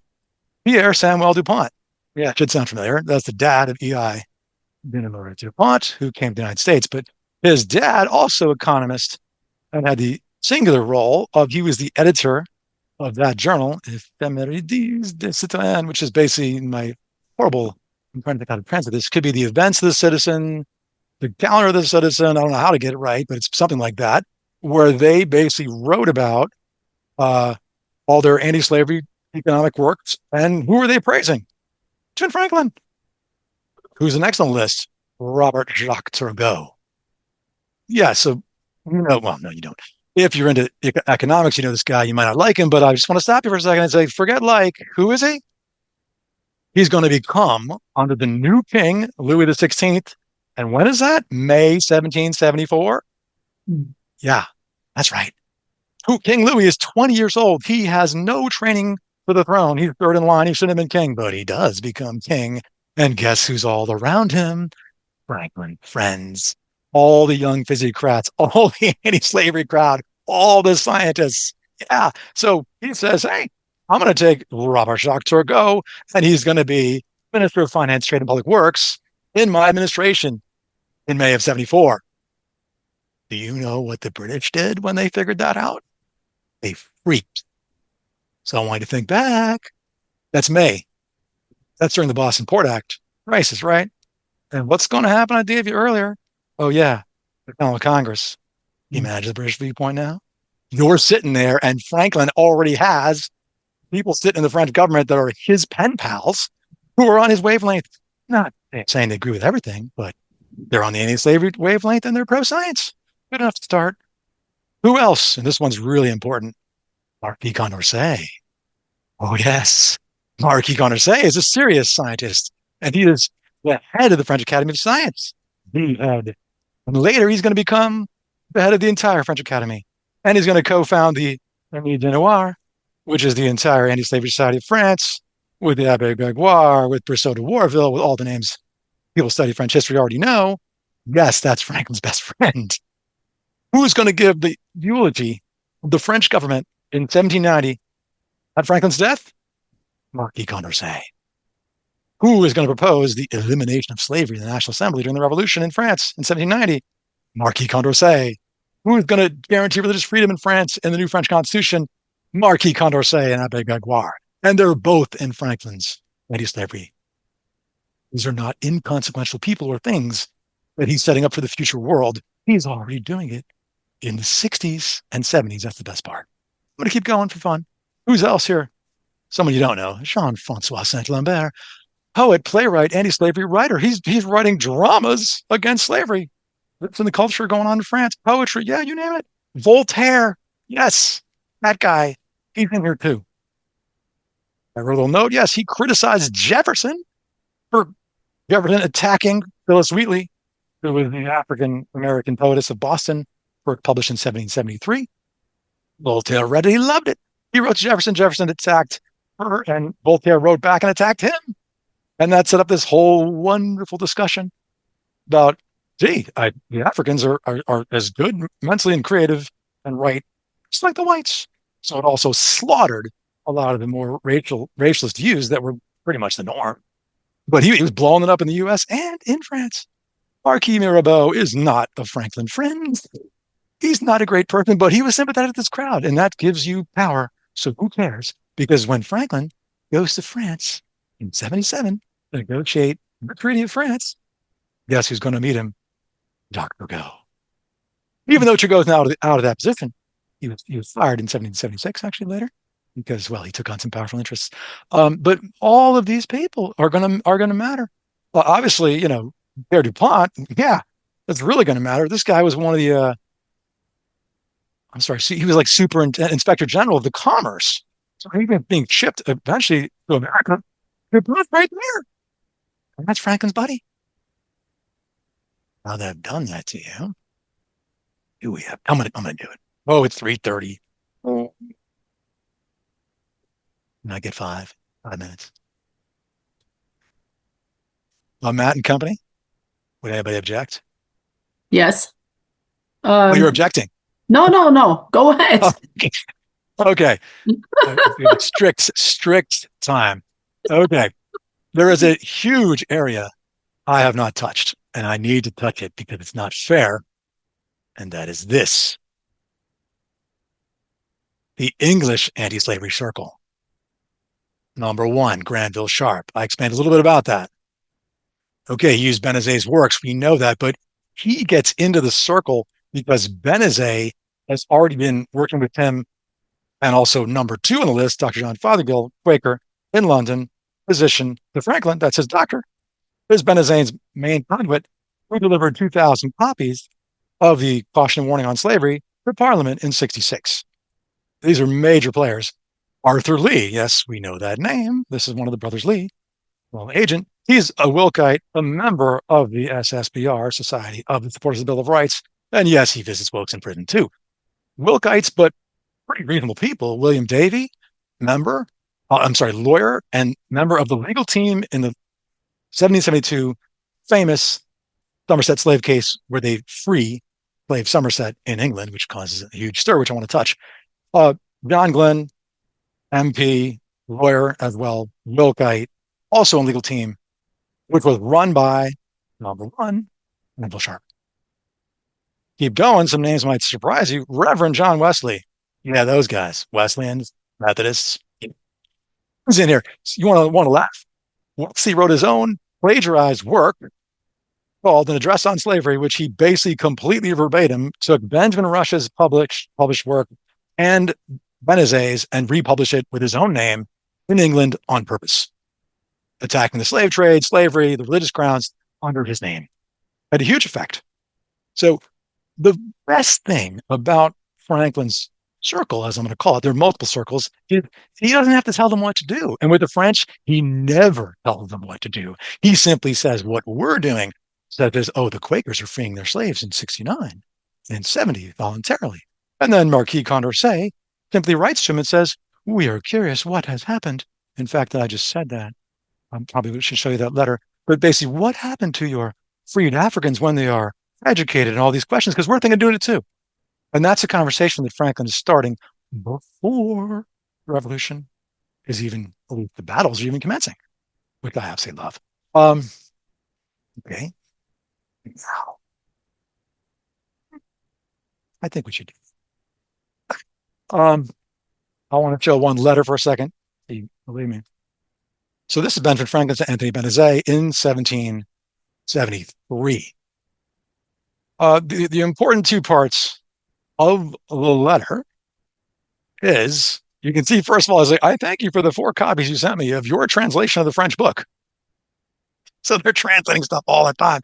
And then he's saying, I have commenced an acquaintance with Mr. Granville Sharp, and we shall act in concert in the affair of slavery. Now, he already did this 3 years earlier, but now he's willing to put it on a piece of paper that he knows the British are reading. Think about that. So the British now know that not only are, in their mind, are the Wilkites in this, but now Granville Sharp, anti-slavery, FFDR, maybe John Wesley, we don't even know.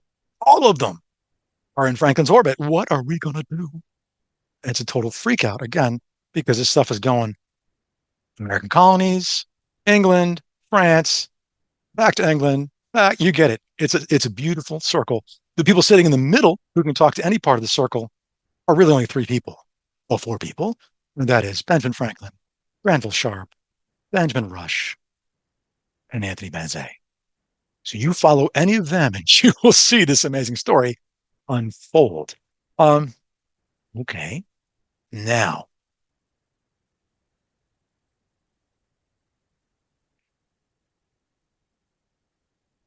well, yeah, I'm going to have to skip it. Wait. Okay, wait. Just bear with me. I lost where I put something. Okay. All right. I'm going to shortcut my discussion and explain the Somerset case quickly. This case argued for 6 months before Chief Justice Lord Mansfield basically was over whether a slave who escaped to England could be forced by his master back into service and brought back to Virginia. Lord Mansfield did not want to touch this case with a 10-foot pole. He had no choice. Granville Sharp stuck him with it, applied for writ of habeas corpus of the King's Bench. They had to accept it because the question now dealt with England proper versus the colony. So they had to deal with colony versus English law problem. And that's all that Mansfield wanted to do. Some people might be taught that Lord Mansfield is a great emancipator. Now, if you want to continue this, I will simply show you that's not true from his own words. But whatever, he was celebrated years later as if he was. He wasn't a bad guy by English standards. Boy, he wasn't looking to free anybody. So the Somerset decision is run by Sharp on the side of Somerset. So the Wilkites, Glynn and Davies, one's an MP, they're both lawyers, are in there. 2 of the best lawyers in England, Hargrave and another, are on the team for Somerset. Originally, so a planter family, Stuart, but he gets knocked out. This thing takes on such significance in England that what is nicknamed the West India interest, which is the entire Caribbean slave proud lords, take over and be absolutely, the Roy Cohn kind of lawyers on their side. Pro-slavery, stop this thing, because they're scared to death of what it could mean. So, Mansfield wants to settle out of court, but they won't do it. So, Somerset's crowd wrapped the West India planters and the pro-slavery crowd by making Mansfield answer either all the laws of Virginia, the slave laws, apply in England to Somerset while he is here, or none. Where we draw the line, and Mansfield agrees, None. It is impossible. Once they do that, the thing is over. For 3 months, it drags on. So finally, Mansfield is forced to read from the bench. He's saying there's no positive law in England proper to support slavery. Only where positive statute law exists within the colonies of the Caribbean, it does. So he doesn't touch slavery in his decision per se. He says, I'm setting Somerset free because of this technicality. He cannot be brought out of the realm of England by force. Therefore, he's free here. What he then carefully says is that this does not apply to the colonies or the Caribbean. That's what he said, but that doesn't matter. You can quickly see how this is going to be interpreted. So by the Wilkites, this is a victory. We set the slave free. This is a precedent in England. King's Bench is the highest court in the land. England now is, if you're a slave, you step on English soil and you're free. No, not really. There's 15,000 slaves living in England right now. So they're brought back and forth by their masters to the Caribbean. And Mansfield's not touching that. So what happens in England, you get people doing contracts, right? Like indentured servants for their slaves when they come to England proper. That's the only actual change in the law. Now, but that's not what happens on the public side. This thing smashed into America. And in most of the colonies where we have all leadership of on the Patriot side, this is a victory. This means that the slaves can now sue in court, which they can, which is exactly what happens in 73 in Massachusetts. All these freedom suits in court, which is run by Sam Adams, helping the slaves right in Massachusetts court, which they already had the right to appear, and saying, well, how can the governor say this? The highest court in the land is declared. Slavery is only by positive law. I challenge you to find any positive law in Massachusetts Bay, and there isn't any, which is true. But that doesn't set them free, does it? So the other slight lie that she's been told is like, oh, the slaves are really going to join the British because, the Somerset thing, they just got to make it to England. How's it going to do that? It can't. There are 43,000 slaves in the American colonies proper, approximately in 1770. So not going to do that. But they're going to split a bunch. They're going to go onto the revolutionary side and fight for the Americans. Yes, after Lord Dunmore's proclamation, 75, some are going to go the British lines, but they're going to get betrayed by the British. They're going to get resold, or some shipped to Canada. Some they have to serve in the British Army, or they get sold back to the Loyalist masters. Because other detail that people forgot, I'm going ahead of myself, Lord Dunmore's order, because I know people have been talking about this lately, is Lord Dunmore's order only applied to slaves held by rebels. If you're a loyalist, you keep your slaves, man. So in the South, if you're a loyalist, your slaves are guaranteed by the crown because the crown runs the trade. And again, all of that, this is a compacted period of time, right? Because this is June 72. I'm going to shut up for a second and read Franklin's hilarious one line that he says. So he's quoting Benezet in this second paragraph, right? He then says, it is to be wished that the same humanity may extend itself among numbers, if not to the procuring liberty for those that remain in our colonies, at least to obtain a law for abolishing the African commerce in slaves and declaring the children of present slaves free. Right. And then this little area where he says the computation part is coming straight out of Benezet, by the way. But come on down here, it gets really interesting. Pharisaical Britain. Can you make it bigger? Thyself. Can you make it bigger? Thank you. I'm going to start right here. Right there. After the question. Pharisaical Britain, to pride thyself in setting free a single slave, which is Somerset, that happens to land on thy coasts, while thy merchants in all thy ports are encouraged by thy laws to continue a commerce whereby so many hundreds of thousands are dragged into a slavery that can scarce be said to end with their lives, since it is entailed on their posterity. That's Franklin reminding the English and the Americans, this is published in England, that great, you freed one slave, but what about this huge problem? He's making, again, the question bigger, which is what he always did. So, if you then realize that putting this together, what he's doing at the whole time with the multiple anti-slavery circles, it's absolutely incredible. It really is. I don't even know how he did it, considering all the things he did, but he did. Now, I'm not saying this. I'm not saying that everyone else out there in anti-slavery was necessarily in kind with Franklin. Not. There's millions, thousands of people in England and France and the colonies who they have their own networks, their own reasons, their own things. But he, on the international side, is basically managing this as he can for future diplomacy and for what should the future United States be doing internationally? What should its policy be? And this is it. This is what he's saying. And again, if we just go back forward to 75, to 74, Continental Congress, you can see it. I mean, missing paragraph declaration. It's right there. And the other realization I want you to realize, the Continental Association of 74 from the Continental Congress, once it hits, it stops the slave trade dead in America. It literally worked. Even in South Carolina. It's hard to understand. Like in early 75, the slave trade is dead in America because of the Continental Association, not the war. There's no war yet. You've got to wait a few months. That's what's so amazing. And there's a government already functioning. The Congress. On a local level, it's incredible. Oh, I did want to do that, but I'm on maybe. Okay. I have a zinger. It'll take me 3 minutes to make you understand a change so strong in so short a time.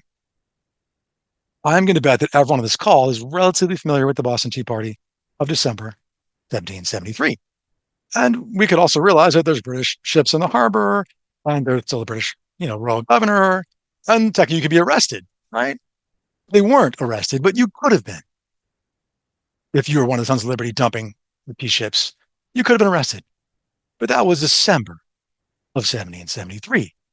Well, there's another Tea Party that you probably don't know about, and the one, if Tony's still here, you might. So how well did the association and the government work?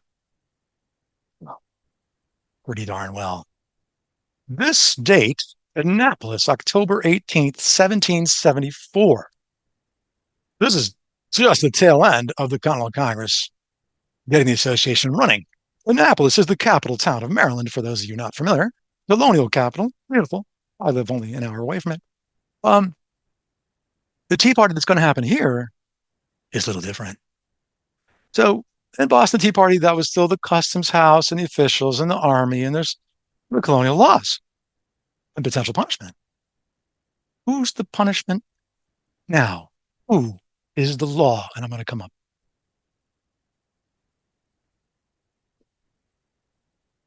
This, the top, the Williams brothers and Anthony Stewart, who are the importers and owners of the ship, are basically writing this to save themselves, not from the British, from the American people, from the association, from, in this case, the committee at Annapolis, and many others called down. And if you see what they're saying, we have committed the most daring insult, an act of the most pernicious tendency to the liberties of America in importing the tea, in paying the duty. And we deservedly incurred the displeasure of the people. People. So if you keep reading, you'll be like, let me get to the fun part. And to show our desire of living in amity with the Friends to America, we do request this meeting, or as many as may choose to attend, to be present at any place where the people shall appoint, and we will there commit to the flames, or otherwise destroy, as the people may choose, the detestable article which has been the cause of this our misconduct, signed by the three. And I'm going to come down and you can read that. I want you to picture the scene. There were 5,000 people assembled at the capital of Annapolis, the inner harbor, standing on the shores and in the taverns, watching the Stuart and the Williams take their ship and ground it and burn the tea and the vessel all in one to escape with their lives. This is only 10 months after the Boston Tea Party. There are no British to appeal to. There is no British court. There are no British regulars. There's nothing. This is the association. when Adams is trying to tell you the revolution is complete by 75, he's telling you the truth. Because if you were in Maryland, good luck. The people already had the government of their own design. Was it always just? Well, no. Were the measures extreme? Yeah, maybe. But this is the real revolution on the ground. Now, think about that. The war isn't until April 75. I'm going to stop right there because answering that question of even what happens at 10 months is absolutely incredible. But I want to do that to you on purpose because you've never been taught this unless you live in Annapolis. And to put the two together, the Boston Tea Party, as even Adams would say, and a focal moment, right? Anything after the Tea Party is a different period of time. This. But what I'm saying is also take it this far forward, even to get to the Continental Congress and then the design of the Continental Association and how quickly it's already taken hold. It already was building since really the spring of 74 in the Boston crisis. First, of course, when Virginia backs Massachusetts with George Washington simply stating the cause of Boston is now the cause of America. He's saying the blockade of Boston, the destruction of the rights, everything the British are doing in the course of acts, destruction of government is the cause of America. And that bang goes right into the call for the Continental Congress. But then if you realize that a Virginian, who we know, is saying this, who also was part of the anti-slavery movement, yes, he was. Yes, he owned slaves. I know that's messed up, but it's all true. So it's not perfect, but that's the real revolution. Okay. It's not everything I want to do today, but no way we can keep going because there's too much to get. Oh, and I'll stop. And we can have questions. Thank you very much, everybody. Thank you so very much, Colin. That was amazing. I had no idea about this, none whatsoever. Okay. I always wondered how it was that Benjamin Franklin was able to be in the middle there in Great Britain, in London, and circulate among all his friends. And obviously everybody knew kind of what he was doing, and he got away with it or maybe he didn't get away with it. He did. He had to for a leave long at time. some point, right? But yeah, what insights do you have about that? A lot. Yes. Okay, so Franklin's in England, continued from 60, really late 64, maybe it was 65 by the time he actually was landed. 65 to 75. When are you leaving? March? I think March 75. I think that's right. I think actually. Yeah, it was March 20th. Yeah, there you go. Thank you, Matt. That's right. So he wanted to leave many times. In 68, he wants to leave. I could show you a letter he has after the Wilks riot. He wants to get out. He's done. He wants to get out after 68 because he can see it. He's like, there's nothing we can do. He knows what Hillsborough's faction, Bedfordites, with the King's speech in 68, it's all over. I'm going to say something that most people will not agree to. I don't care. I could argue this for the next 5 days. We don't have that kind of time. It is all over in November 68. Now you can't see it if you're sitting there in 68, but you're Franklin or maybe Arthur Lee, but you are playing a long game of buying time after the King's speech. I know some people are going to disagree, and that's fine. It's a great point. There's time. Now, that doesn't mean Franklin's not trying a diplomatic approach to, again, bridge out to other countries, including Spain. I didn't bring this up, but he did that. In 68, he met the Spanish ambassador in Paris. He made the glockenspiel for him, by the way. The glass harmonica. I'm sorry, like the real glass harmonica. It's hilarious. There's letters from Franklin. He's getting a letter from the Spanish crown prince asking that he wants a glass harmonica, the one he saw Franklin play in Paris in 68. And then he, as a correspondent, I can show you a letter from 1775, it'll blow your mind, where Franklin's discussing an alliance with Spain to protect their back colonies from the British during the war. You're like, what? They're not teaching. No, they're not teaching that. You can read the American Philosophical Society letter. It's right there. My first time I saw it, I went to my mom years ago. I'm like, Mom, what? Why is no one talking about this? She's like, oh, yes. So that's the whole thing. What I call history hidden in plain sight is everywhere. It's the mental blinders. It's also not digging stuff in context. Now, I see we have interesting. Um, yes, everyone is British or American British because you're going to see a change in the language, though. In the early 70s, you're going to see our country doesn't mean England anymore. No, it doesn't. It means American colonies. Up to 68, you're right. It does. This is it. This is the breaking point. Now, if you're not inside the movement, no, you're a British subject. You're a British subject until shots are fired. So, yes, that is true. Was Franklin, if you go way back, trying to influence the course of the empire? Of course he was. We go back to his 1751 paper, Observations on the Increase of Mankind, which is written for the junto, which is all these questions, and you don't know what he really thinks, and he's making you think about it. But when you come up here, yeah, but it's a rear guard action, in my view. He knows what's going to happen. Now, in his own letters, if anybody really wants to argue this stuff, I can pull letters from 72, where he's basically saying, no, we've got to separate from them. They're so corrupt, they'll destroy us, basically. I mean, he knows by 70. But the India Act of 72, that's the one that puts the coffin in the nail. I'm sorry. Yeah, I'm sorry. The nail in the coffin. I reversed it for the honest Americans believing that there's still a possibility of living inside the empire. There isn't. Once East India gains the control of parts of the government and the privatization, the bailout of the India Regulating Act of 1772 and then T Act 73, which creates the Boston Tea Party, it's over.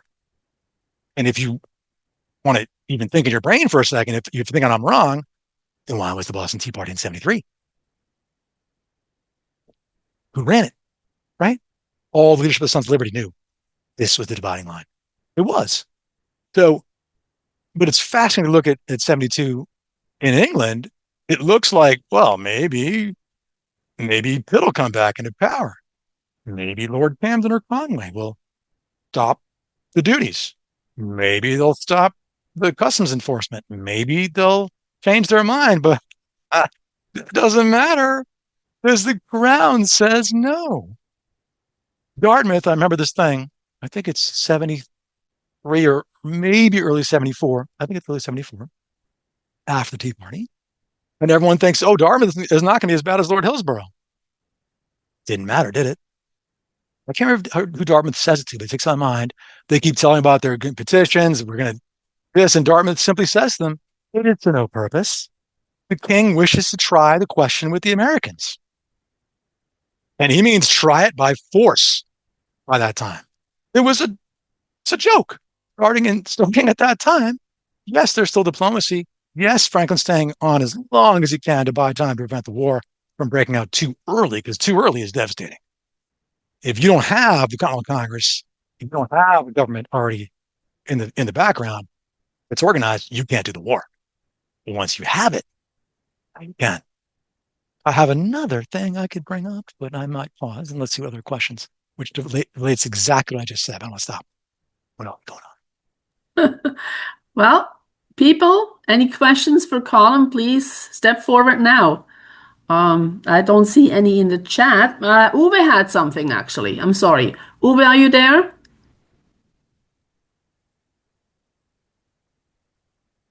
Uwe, you have to, you're on mute right now. Hello, Uwe? No? I'm having a bit of problems reading my chat. It's all in one syllable per line, so it's difficult. Hold on.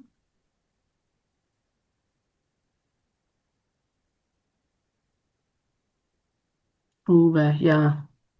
You put a link in. I can't really see what it is. As I said, I have difficulty.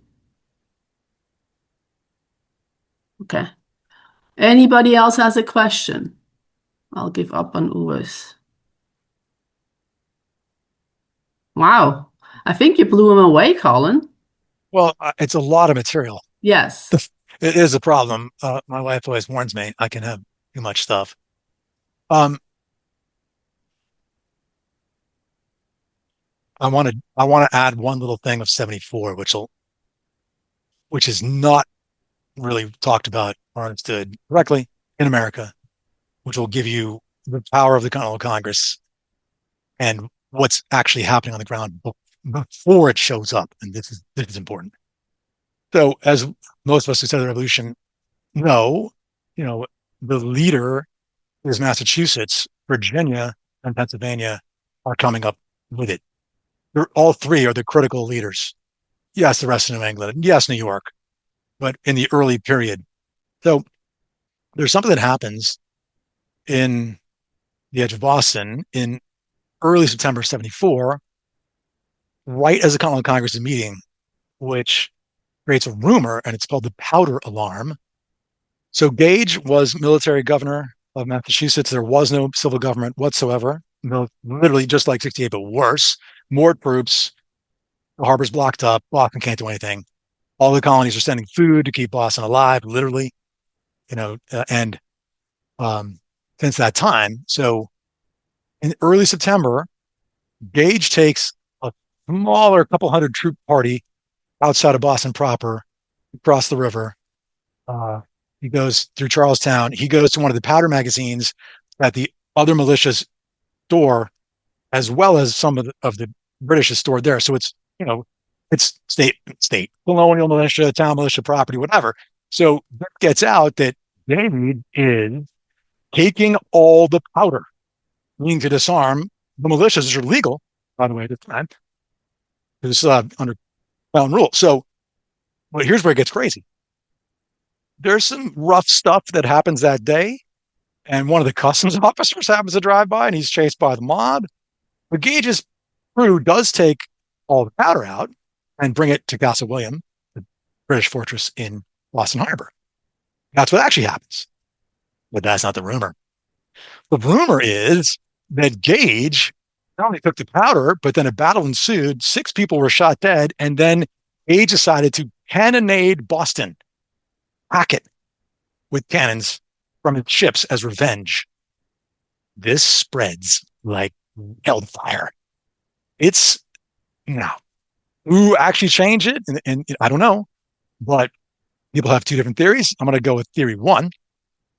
It gets mistakenly at first, that the British did this, and it's starting to move in Western Mass and down into the committees of correspondence and the committees of safety and the Sons of Liberty riders are getting this altered story. The first person it hits with some authority in this is Israel Putnam, later General Israel Putnam, well known, commander of Connecticut militia, and he takes this thing dead serious.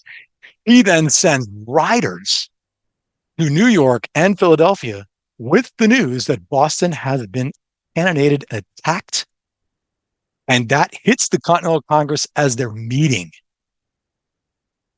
Here's where it gets really interesting.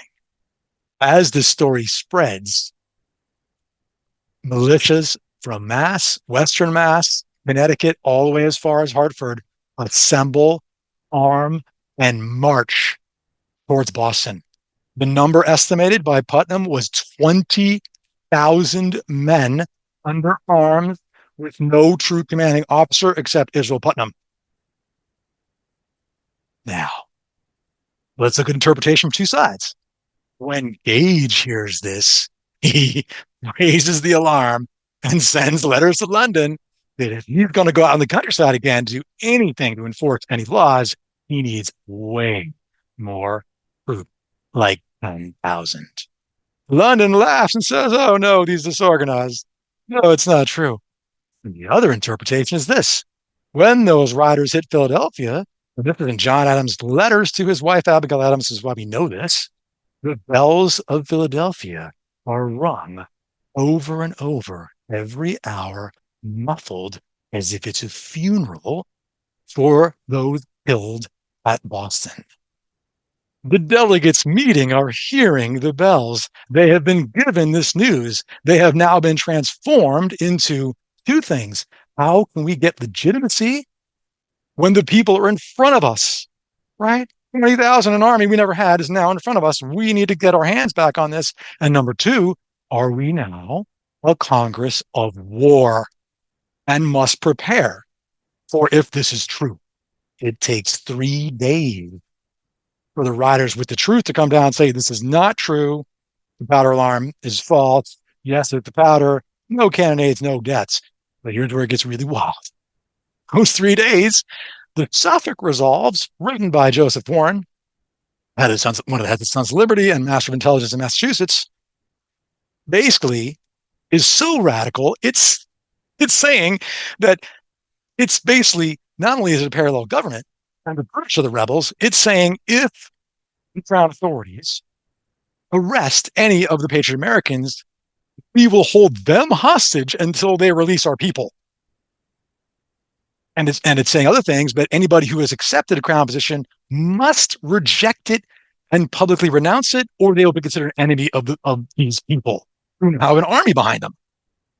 I want you to get this, because this is something that's just barely in any books. There's only one book I can tell you, American Insurgents, American Patriots, and also 1774, that have this, because this is super important, because it affects the British viewpoint and the American viewpoint. So once the alarm bell goes down, what was everyone in their mind was already preparing for war. And they quickly realized what we just heard was an event, and the Gage is doing this. This could happen next week. We better be ready. Now, they didn't get totally ready right away, but that's where in their mind they're going. But the British knew they had to be ready. At least Gage did, but his superiors in London won't do it. This leads in reality to what happens in Lexington and Concord, why we beat the British that day, and why the British, if they won Bunker Hill, they won it at 5-1 casualties. So did they win it?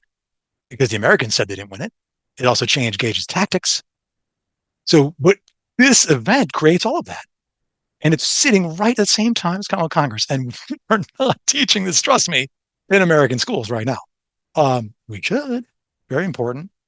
And also to realize that the other thing people had a little bit wrong, like some people argue, oh, the revolution is top down from, Madison, Franklin, and Warren and Adams. Yeah, and they get the people. No, that's not really what happened.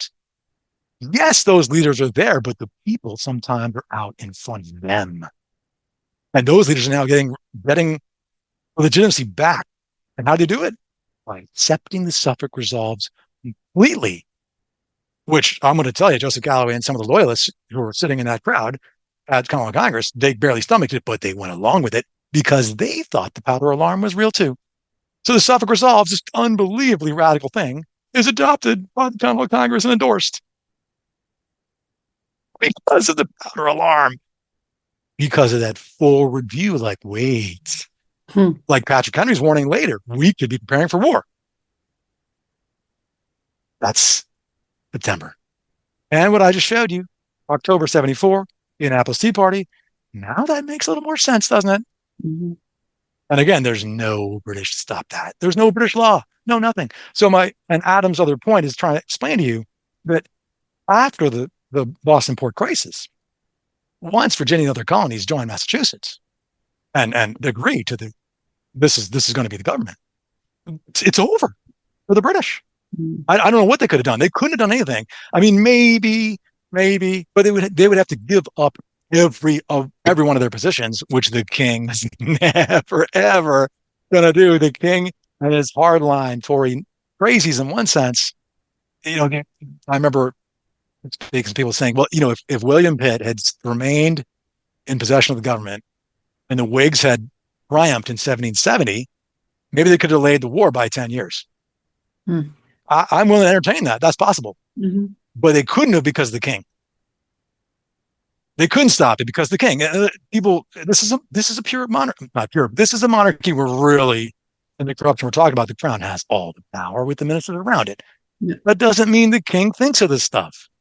It means the ministers and the lords and the East India influence, which runs England at this point, is in power.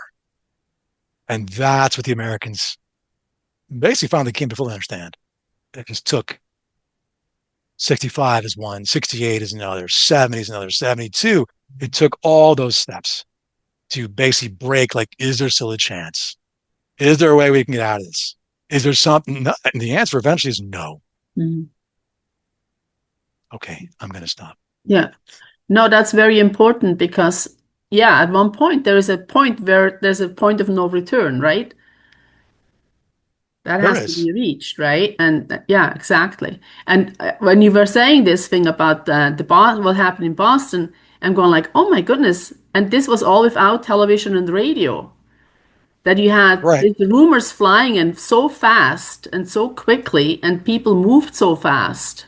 Well, because of the power of the committees of correspondence, overlapping the Sons of Liberty, all the local committees of inspection, everything that was already in existence from, well, in 72, it started again in earnest, right? But then the on the ground stuff starts after the Tea Party. So in early 74 in the spring, all of this, and bringing thousands of people in to this structure who have never been in a representative government before. So it's bringing this totally new influx of ideas and people who, again, you can't name most of them until you just go look at the records. You're like, oh yeah, this guy was a local, he was a local guy at his church, or this guy was this guy's a farmer. That's who you're dealing with. Mhm. They're governing themselves. It is true self-government with no crown, with no nothing. Mhm. And it's 74. Now it's going to need some structure to survive. So, you're going to change that in the Mexican Federation. But it's amazing. It precedes the Congress. That's what's so stunning. The organization, which had happened over decades in this case, puts you in that spot. So you can't, my only other part of the lesson would be, you can't short circuit it. You can't look at another situation and think, oh, well, we could just have some revolution somewhere else and it could be only like the 14 months of December 73 from the Tea Party and you'll hit this. And no. It won't work like that. You need all the time before that 10 to 15, even 20 years before to get to that point. I think there's a great discussion again in American Churches, American Patriots about, if you compare this to other things that happen in Europe or even ancient times that descended to chaos or anarchy or infighting, why didn't it? Great question. And this Well, is part of that answer. the This other is thing part of that answer. the other thing I was thinking about is all these people who went from Great Britain, emigrated from Europe, from Great Britain over to the Americas.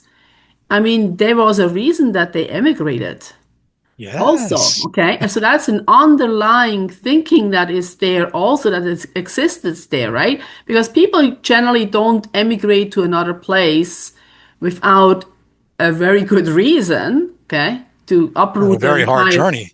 yeah, to uproot their family, to uproot, to divide their family, leave some people behind and so forth, and then come to a new place. And there is a reason. And I think that also this underlying for the reason to emigrate, to leave a country, must have also played a role in this also, I think. Oh, yes. Well, I mean, a great example, which straight out of the revolution, many of the Hessian soldiers that were captured and a lot more leniency was shown towards them by order of Washington. So I live in an area where there are many descendants of them. So they were captured it was well, it was one of the German officers who fought at Saratoga, was captured and lost, and his wife was with him, and she wrote an amazing diary. And she even advised her husband near the end of the battle, and she was like, she had never seen men fight as the American troops before her, and heard the stories direct from her own Brunswick soldiers like this. And then she realized, but because our troops fight for 6 shillings a day, but these men fight for their own lands and freedom. And she said the two cannot be equated. Yeah. Right, in the motivation. So, but the hilarious thing is, so some of those exact people were paroled and realized, like, they're Germans. They can't have land in Germany. They're not nobility. These are the lowest people in the rank who were sold and like slaves, right? And all of a sudden, America, Washington, the Americans saying, you can have the farm. You can live here. Mhm. Become one of us. Mhm. America is not an ethnicity. Mhm. Is not. I'm going to say this 10 times to other people. So there is no such thing. Americans are ones who share this ideal in the Declaration, in the Constitution, in the community, right? Community of value of each other. So that's what the revolution came from. That's what its mission is. That's what it's wanted to be. Was it corrupted over time? It does ups and yes. Is it still now? Yes. It's insanely corrupt right now. But can it be rescued? Boy, I hope so. Mm. Yeah. No, I don't, I really, love Canada, but I don't feel like having to cross the border to be able to say this. And that's a real possibility right now. yeah, Where I live. with the recent events up here, with the king coming to show who Canada belongs to. Yeah, there's that too. There's that too. That was very, very obvious. Anyway, but I wanted to find out. I really, really appreciate what you have just done today. Do you have a book that you wrote, or what's the story with this? The two things I was leaning on of this story, which you can go read, is on Anti-Spanish American Husband Now.com, which is her blog, the other two books, I'm going to hold this up. This is Nancy's book, Eating Slavery. She was here. It's a great book. This is her new book. I highly recommend it. Yeah. Now, years ago, 2019 and 2020, I wrote a two-part series on, she called it, the American Revolutionaries International War Against Slavery, which starts way back and has way more on Franklin's early role. I gave you some stuff today, the French Circle, that I never did in print yet.